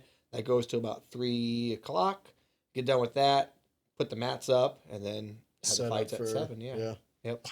Yep. It's a long day, man. Well, 500 tickets is also like, you know what I mean? When you think about it, like it'll give an appreciation for these fighters. Oh, they have no idea. You know what I mean? Like, I sold 20 tickets. It's like, yeah, great. I need another 480 Yeah. just to break even. Yeah. So if I sell 600 tickets, great. You know. Tell me what you think about this. So a guy sells maybe 3, maybe 4 tickets. They want to fight in their show again. What do you say? Depends. It depends on a lot of things. It depends on their performance. It depends on how easy they are to work with. Yeah. Like, there are variables. Like, if you're talking about the highest level, obviously I wouldn't want to work with this guy. Yeah. But what if this guy sold 4 tickets and he had fight of the night? Yeah. And he's also like a gem. Not. Yeah. That's the thing, right? It's like, if I call him and he's like any guy, anytime, any place, anywhere, then yeah, I might. But if he's also like a prima donna and he doesn't want certain matchups and he's also not necessarily the most fan friendly, it's all negative variables. Yeah. You know, so like I don't. But here's the other thing: is like, do you ever take it into your purview to kind of educate them on this? Like, let's say this guy does 3 or 4 tickets and he wants to fight with you, and you're like, "Hey, man, I can't use this one." Yeah. Do you also say like, by the way, the reason I can't use you on this one is I lose money on you? Yeah. You know, and I'll tell coaches like they'll have a guy that wants to fight. I'm like, well, can your guy sell 20 tickets? Because I'm gonna have to bring someone in. You know, your guy has 10 fights. Like it's hard to find 10 fights around here. I'm gonna have to bring someone in. Like, can your guy? Let me devil's advocate this now. Is it not your job as the promoter to promote the event and sell tickets? It is, absolutely. But also you gotta pull your own weight too. Yeah, you want the fighters to help out. Absolutely. Yeah. I guess the thing is, now if this was a tournament, different. You know, if like you're fighting in a tournament, you don't gotta promote it. You're paying to fight in it. Yeah. Whatever. But like with these fight nights, like I think it's kind of, we both help each other out, because if you sell 20 tickets, I'm more likely to want to bring you in to fight again. But then let me add a different caveat. Let's say you're an amateur fighter who's not getting paid, right? And this is like something I felt. They're getting paid in experience and helping build their brand. Hold up though. I'm talking about strictly about financially speaking. Right? They will go to you and say, okay, I sold 5 tickets and I didn't sell 20. Yeah. But I don't cost you anything, is what they will say. Yeah. Technically, they're right. There is no cost associated with the amateurs. So, like, if they sold 5 tickets, I'm paying for the officials. Those are your operational expenses, duly noted. I guess what I'm trying to do is I'm paying giving for the pay-per-view. I'm paying for the marketing of the event.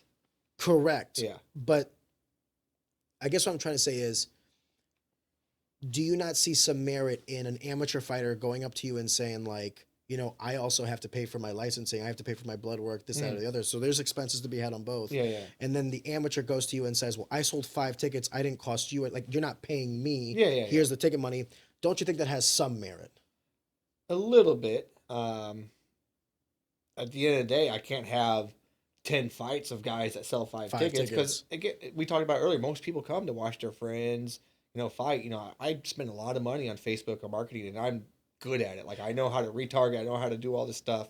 Well, can I add something? And I'd be curious to see what you think about this. Do you ever so I was a fighter. Okay, one of the most annoying parts about fighting was selling tickets. Yeah, that's why I don't make my guys do hard tickets. Everything's online. But let me go past that though. Can I be honest with you? Yeah. Tell them to do hard tickets. Yeah. Because once I didn't realize this until I went pro. So like when I was an amateur, I sold anywhere between like 25 and like 35 tickets. Yeah, pretty good. And then near the end of my amateur run, I actually sold like around like 50 tickets because like I was double champ, I was moving up a weight class. A lot of people wanted to watch me fight. When I was a pro, then it made me think like, okay, this is like a direct correlation to my brand. Exactly. Like, so Ariane Zekthi, if I can't sell 50 tickets to a fight, well, then how can I tell the promotion I'm worth 1,000 and 1,000? And that's I'm not. By logic, I'm not worth 1,000 and 1,000. And so for me, and I hate to say it this way because I'm not trying to say like fighters aren't intelligent or anything. I understood this because I was in that world, right? So I understood like cost benefit analysis, profitability, and all these other things. If I want this show, to do shows, well, then I got to make sure they're profitable. I got to do my part by selling tickets and making sure at the very least that they're making some profit off of me. Because my fighter now, the guy I'm fighting, he costs money and travel. And then, you know, like you said, the lights and all this other stuff. I need to make sure that the juice is worth the squeeze in me, Ariane Zekti. Yeah. So like, I always had a very great relationship with Shamrock FC because I was easy to work with. Yeah. First of all, easy to work with in terms of matchmaking, easy to work with in terms of my obligations as a ticket seller, easy to work with all this other stuff. Dude, my last fight with Austin Bashi, I sold like over 150 tickets. Yeah. You know what I mean? When I came out for the main I event, was there. We had a guy fighting on that yeah, card. Yeah. that place was still electric. Yeah. For the last fight of the night. Yep. And I remember thinking to myself, like, yes, I've built this brand. Now, I didn't have the outcome I liked, but I remember thinking, like, I did my job as a fighter, because I went out there and I competed, but also as, like, a partner to the promotion. Yeah. You know what I mean? And that's the thing. So do you ever take that time to educate these fighters? Like, hey, it's not just about the 5 tickets. Yeah. It's about yourself. Like, this is also, you're inadvertently helping yourself. Because if you can't put together 5 people that want to watch you fight, man, you got to work on how you fight. Yeah. Because, I mean, most of the guys, like, they want to be pro fighters. I'm like, dude, like, part of it, you know, as me as a promoter, like, I can't justify paying you to fight if I'm losing money. Like, something depends. Like, maybe if I'm bringing in, like, a Sanchez or something, then, but he's going to bring it, that's a terrible example, Chad. Well, even if you had one-offs, let's just say you liked the guy. Yeah, yeah. He doesn't sell tickets, but he's a good guy and all this. How many of those can you have until now you're unprofitable? Yeah. And now you can't have the show. Yeah. So it's like, even then, you have like 1 or 2 offs. I mean, I've had fight shows, like when I was at the Casa Loma Ballroom, amazing venue, loved it. The week before, I think it was Cinco de Mayo, and 2 shootings on that street. I don't think that helped my ticket sales, you know, because it was all over the news, and I was like, damn. I mean, I got done with that, and I was like, man, like, look at that money I had left over. It's like, that wasn't worth it. Yeah. Like, at all. And like, do I do this for the money? No. But at the same time, it's taking me away from my other business, taking me away from my wife. It's the opportunity cost. Yeah, it's like, man, was that worth it? No. Yeah. So I got to figure some things out, you know, like that. Now, something I am, you know, I think that is a good idea to try and educate these guys more. I've actually been wanting to shoot this episode for a long time because I have my own podcast at the gym, which you know, I use as marketing. You know, I kind of have it more towards new people, like who are interested in the gym and maybe, you know, doing some research. But I want to do an episode for my fighters of how to market yourself, because again, it just gives you more brand pool. You know, like you can get more sponsors. It also gives you leverage as a fighter. Exactly. Guess what, guys? Yeah. If you're a ticket seller, yeah, you get some favorable matchups. Why? Because then the promoter's in line with you. They want you to win in all these other you're things. Sell more. I hate to say it that way, but let's say the quiet part out loud. Go to any promotion, NFA, Shamrock, expand past this. Even the UFC, like every promotion, they want to push who? The guys that are popular. It's good business. So my job is, you know, let's talk about Trey. You know, like my job is to get him fights that, you know, he can win or close. You know, I'm not going to put him against a guy that's been fighting in Thailand for 10 years and, you know, no, that's not smart. I'm going to build him up, but eventually we have to get him that big fight and test him and put him in there with someone that, you know, 10, 15 fights. You just have to build him up. I'm not going to put him against a guy that's, well, 10 wouldn't improve it anyways. That's like 1 in 10 or, you know, something like that. You know, he's got a tough fight with Gavin Bland. He's 7 and I think they got 4 and 3 in MMA, you know. He's been around for a while, so it'll be a tough fight, but yeah, you got to build him up into the point where, hey, it's in your hands now. Like when we had Drew Gigax, had him against Aaron Ortiz. Yeah. Aaron Ortiz is fighting for the WMC world title now. Next. Drew's also a motherfucker too. Yeah, Drew's got to be someone that's like on the cusp. I love watching Drew fight. Yeah. I got to have him on the podcast. Oh, yeah. That'd be good, man. Yeah. Yeah. I haven't ever really said more than like 2 or 3 words to him, but I had Daryl Cobb on. And, and after I had Daryl Cobb on, I was like, I got to get Drew on. Yeah. The problem is me. You know, Daryl bought my old house on a golf course? Yeah. Really? Yeah. It's like Small totally world. random. I'm like, I was selling the house right before I moved to Thailand, and they're like, yeah, it's Daryl Cobb. I'm like, wait, what? I was like, does he know that? Yeah, oh, yeah. Oh, he knows that. Yeah, Okay. That's interesting. Small world. Yeah. No, I want to have so many people on this podcast. I just, you know, let's say you do 2 episodes a week. Let's just say, in a year, you'll have 52 weeks. So like you'll have 104 episodes, and that's if you don't reuse anybody. Yeah. Which like, and here's the problem. So like you'll have somebody on and the conversation's great. And then like you might want to build on it. You know what I mean? But like you also want some time to pass. Yeah. Because you also want to get other people. I don't want to ever have like episode, 83 is Chad and episode 84 is Chad. It's like, no, we got to get some time to pass it to have. But it's also like to get other people in. It's like I'm running into this. It's a great problem to have. I'm not complaining. But I'm running into this problem where, like, dude, I'm realizing that, like, I am now the limiting factor. I have so many people that want to be on, and that's a blessing, and I love that. But now I feel like I'm the asshole. You know what I mean? Because it's like I had Jackson on again for episode 82, and I kind of felt like bad after that episode. Not from the episode, because the conversation was amazing. I love Jackson. Oh yeah. But then I get off and like. I'm getting 3 different messages from people. I want to be on the podcast. And it made me feel bad because I'm like, yeah, sure, we got to set it up. But it's like late April now, early May. We've been trying to do this for like, 6 months? Yeah. Well, that one was more of like because I had wrestling and you have your obligations and we both have a standard for the respect for our time. Yeah. So, I remember I told you, I was like, hey, cool, you can only do this time and day. Yep. Let's just do it when we're done. And you were like, yeah, we'll do it when we're done. I have no problem with that either. Like if we have to push something to the end or a little later on, same thing with Lily, by the way. Lily needed to do like a month, fine. Whatever works for you works for me as long as it works for me, right? I just feel bad because like someone will message me and they'll be like, well, when can I be on? And I'm like, brother, next month? Yeah.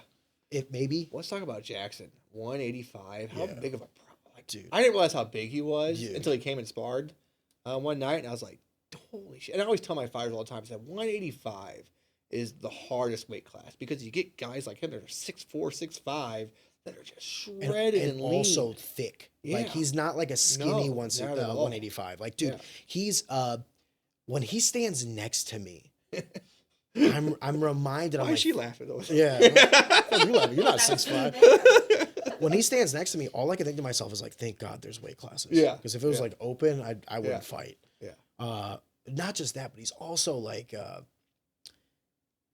him, Evan Elder, Sean Woodson. I don't know how else to describe this other than they have an aura about them. They do, absolutely. Does that make sense? 100%, yeah. And I think awesome it's guys. A lot of people talk shit on St. Louis MMA. Oh, the scene's so bad. We have a lot of really. It's never been people. Better.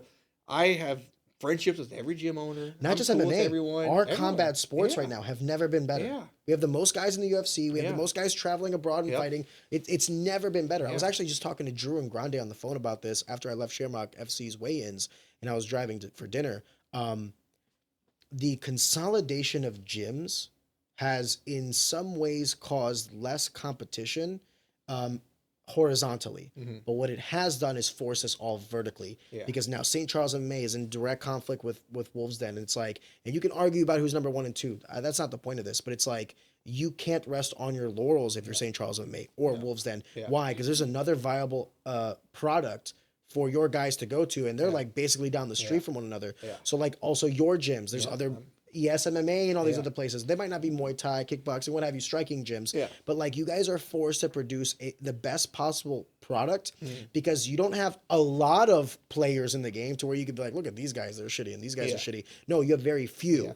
And everyone now is getting really good. Like ES is good, you're good, St. Charles is good, Jamie Crozen's The Church is good. Like everyone's good at what they do. So now you got to be on your game. And then by you having to be on your game as a coach and as a gym owner, guess what that does? It elevates everybody in that gym. And now there's no shock to me. There's no surprise that we have the most guys in the UFC right now and that we have the best fighters that have ever represented this area fighting right now. And what's cool is like I can call Sorry to the old guard. You guys held the torch and you passed the baton, but it's their time now. Like, I can call Jamie.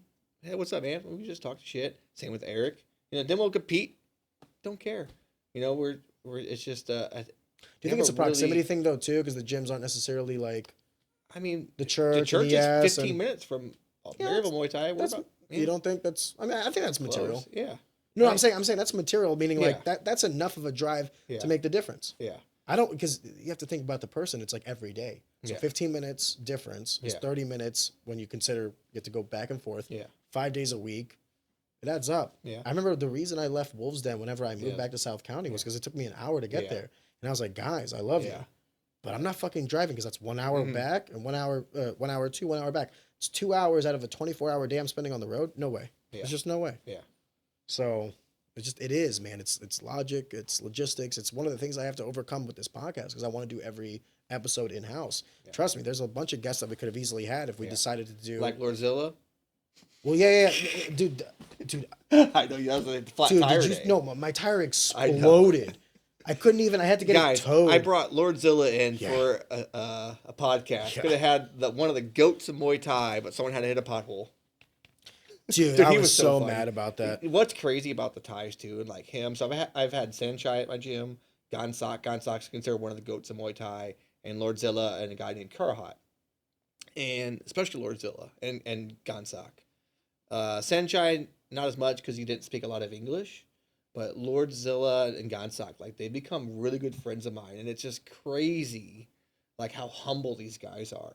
Like Lordzilla is like super famous in the striking in the industry, and like he was at my house. He was like, "I want to watch you fight." So I pull up a fight, and he's like all into it. We eat dinner at my house. We cook Thai food for him, and he just such a cool guy. That's incredible. I'm so upset that we didn't do that episode. And he's so funny. I'm so upset. So funny. I'm never gonna let you live it down. No, I'm gonna have him back eventually. I know, and then I'll tell you what. Next time you have him on, or next time you have him in town, let me take you guys out for dinner. To be like, dude, I'm fucking sorry. Like, and then some people were like, oh, just like Uber there and Uber back. I was like, you guys have to understand, like, there's that the tire was just like one of many things that was going on, and that was like the least of my fucking worries. And I was like, guys, this sucks. I have to. Yeah, that was a fuck up. That was such a cool moment though, because he was training for his retirement fight, and I gotta like help him, hold pads for him in his camp. And he's never gonna fight again. He retired, and then Karate Combat called him. Yeah, I was gonna say. And he likes money, so they offered him some good money. Retired until the right call gets made. Yeah. So, God bless. But before he was retired, and his friend was like, "Hey man, like, I want you to fight in my show. It'd be my dream to fight in my show." And he's like, No, I'm done. I'm retired. So they kept drinking. Hey man, I really want you to fight at my show. No. A couple more shots. Hey man, I want you to fight my show. He's like, yes, okay, I'll fight. And he's like, okay, sign here. So he signed a napkin when he was drunk. No. Is that technically like legal? Yeah. It's an agreement. Yeah, but he got $20K to fight in that show. So, good for him. Yeah. But also, because he lives in Thai, dude. That's an annual salary. Yeah. That's one of the things I say about like MMA all the time is like, a lot of the U.S. fighters complain about the fighter pay because it's like, the cost of living in America. But it's like, dude, if you're like in the favela of Brazil or if you're in Dagestan or whatever and you're fighting for $15K and $15K, if you win one fight in the UFC, that's your annual salary. Well, he came to do the fight and he did a seminar tour, a couple stops, and he's making, $3 or $4 grand a stop each one. Yeah, and he does 10 seminars or 10. So or something. That's like he's making more money from the seminars than he's going to do from the fights. Absolutely. And then $50K coming back to Thailand. Yep. But forget about why it. can he do that? Because he built his brand. Of course. He's an exciting fighter. Well, it is the body of work. Yeah. Let me ask you this last question, and then we'll pack things up. What do you think is the most important variable for a fighter to be successful? Is it winning fights? Is it being marketable? What do you think is the most important? Well, it depends. So, like in America, like having that O is like pretty important. But depends on your fights too. If you're undefeated, but they're all snooze fest, how can you get people excited to watch you fight? Or if you're undefeated and like everybody you fought is a fucking tomato can. Yeah, absolutely. You gotta be exciting. That's why I tell my fighters too. I'm like, hey, people spend their money to come watch you fight. Like, that doesn't motivate you to be exciting and to go on and put on a show. Like, we're here to entertain. Like, yeah, we're here to fight and stuff, but you're an entertainer, man. Like, go out there and give them something to watch. Like, that's why we work on flying elbows, spinning back kicks, flying knees. Like, you got to be exciting too. Yeah. Yep. That's why like MVP is so fun to watch. Raymond Daniels, those guys, they're so exciting to watch, explosive, and yeah. I'd even go as far as to say like maybe if the technique is like a little lackluster, but like the heart and the grit is there too. It's like there's something to be said about like a Justin Gaethje, like fucking bite on your mouthpiece and die on his sword, or live by your sword or die on your shield. It's like there's many forms of entertainment too, and I think it's important for someone to kind of figure theirs out. Like would Conor be as entertaining on the mic if he wasn't knocking people out? Yeah. I don't think he would be. No. You know, like if you're talking all this shit and you're not starching people. Yeah. Or the other question is like, would he have talked as much shit if he wasn't starching people? It's like, what came first, the chicken or the egg? Yeah. I think there's variables, man. Yeah. But listen, dude, we've been trying to do this now for a while and we finally got it done. I wanted to say thank you for being on the podcast. I'm excited to be back to do our face off at our Stand-Up Fight Series show. So I didn't know if you wanted me to say anything. Well, you already talked about it on Lily's. In Did detail. I? Oh, it's super detail. Yeah. Dude, I'm sorry. Was I drinking? Was I drinking? If I was drinking, I'm so sorry. Dude, we do these. No, I don't care. It's going to be cool. I'm looking forward to it. So for those that don't know, we're going to be doing some stuff for Stand Up Fight Series in the studio, like the pre-fight kind of scrum / what would you call it? Like the fight card. The face-off. No. I don't know. The one that you do with Janice and Danny. Pre-show, so we give like a overview, like a synopsis of the card. Talk about the matchups, because some things that I hate about some of the local promotions is you don't know who's fighting. Yeah, I want to know what gym are they from. You know, tell me a little bit about their backstory. Everyone has a backstory. I want to know these things. Like my wife, we watched Shamrock's weigh-ins, and because she's going with me tonight to the fights. Shamrock did all these little interviews before the fights, and they were playing before the weigh-ins, and she was watching them, and she wants to know about the fighters. Yeah, it gets you invested. Yeah. Yep. So, letting people know about that want to know, and an idea I have, I want to see what you think. I want to make programs and have like little information about each fighter. So that way when people are watching, they go, oh, okay, this guy was a college basketball player, and now he's making his debut, and he's from Miami, and he's going to law school. Like a small biography, you mean? Yeah, just telling about the fighters, So if they're where would you do that? Like in a little book. Make a little book, an actual program. Dude, or that would be genius. Or I can put it on a QR code on the thing, and they can open it up. And on a website. That might be more I think that would effective. be, because the printouts are going to cost money, the digital assets book would be, pretty expensive. I think the idea is genius. Yeah. Now let's talk about execution. I think definitely a QR code and like a website. And then what's also nice is if you do it that way, and I hate to say it this way, but like anyone that does anything like logistically will understand this. If there are mistakes, it's not like you have printouts with like, oh shit, scratch. Or something like that. Or a fight gets scratched. You're like, well, what do we do? Do we put a black X over this one? I'm glad I said that because I didn't even think about the website until I just said that. Yeah, so it's just like, I think a QR code tied to a website that then you could change day of if you had to, or if like some fighter sees that, you can also send it to the fighters and be like, hey, you cool with this? Is there anything you want me to add? Anything you want me to omit? Then you can get the fighters involved too. Like they can also tell their stories. Yeah. Like by the way, I also did this, or by the way, this happened. Yeah. Because I think being a promoter, you guys tell stories. It goes back to what I was saying. Your job is to promote, and I think that helps your job of promoting. I always tell people my job is to give you marketing materials to help promote the fight too. As a fighter, I got to make stuff for you. I got to make stuff for you to push out. That's my job. I will say this before we close. I think that the promotions are doing a better and better job of doing that, and that's why fighters feel like they don't have to. So I think that Shamrock and NFA and you and all these promotions are now doing more with their production and more with their edits and all this other stuff. They're doing more production, but then the fighters feel like, oh, well, I don't have to make a post. I'll wait for Shamrock to post their video, and then I'll just share that. I don't need to make a post because NFA is going to do a poster for me, and I'll just share that. It's like, dude, there's something to be said about doing some like initiatives and like. Well, and I tell my fighters, why aren't you posting about your fight? Why aren't you posting your training? Why would someone come spend money on you to watch you fight? If they're not invested in you. And if you're posting every day, they see how invested you are into it. Ooh. Oh, that's a good fucking way to describe it. This guy's training every day. Like, he takes this pretty serious. Maybe I should go watch this. But if you don't, hey, I have a fight coming up. Come watch me fight. And that's like the only post you make. Why would I care? I'm like, okay, whatever. But if I see like, hey, this dude's every day. Like, oh, man, he's at Coquina Mountains yesterday. Oh, he's sparring. He's at the gym hitting the bag. Oh, he's running. He's posting this every day. When people see, like, that's why Lily sells a lot of tickets. She posts every day about it. She'll have no problem negotiating, her contracts when it's come to fight because she's gonna put butts in seats. There's also a correlation between the good fighters, the people that do that. Look at Sean Woodson. Every day I know what he's eating for breakfast. I know every one of Evan Elder's meals. You know what I mean? I'm just saying, it sounds stupid, but like there's. I know it but because they're posting it. If they don't post it, I have no idea. Yep. And then people understand how serious you're taking it, they're going to take you serious. Exactly. Yep. You got to sell. You have to sell yourself because no one will sell you like you will. I agree with that. Chad, I appreciate you, brother. Thank you for being on the podcast. I'll see you tonight at the fights. Yeah, hell yeah.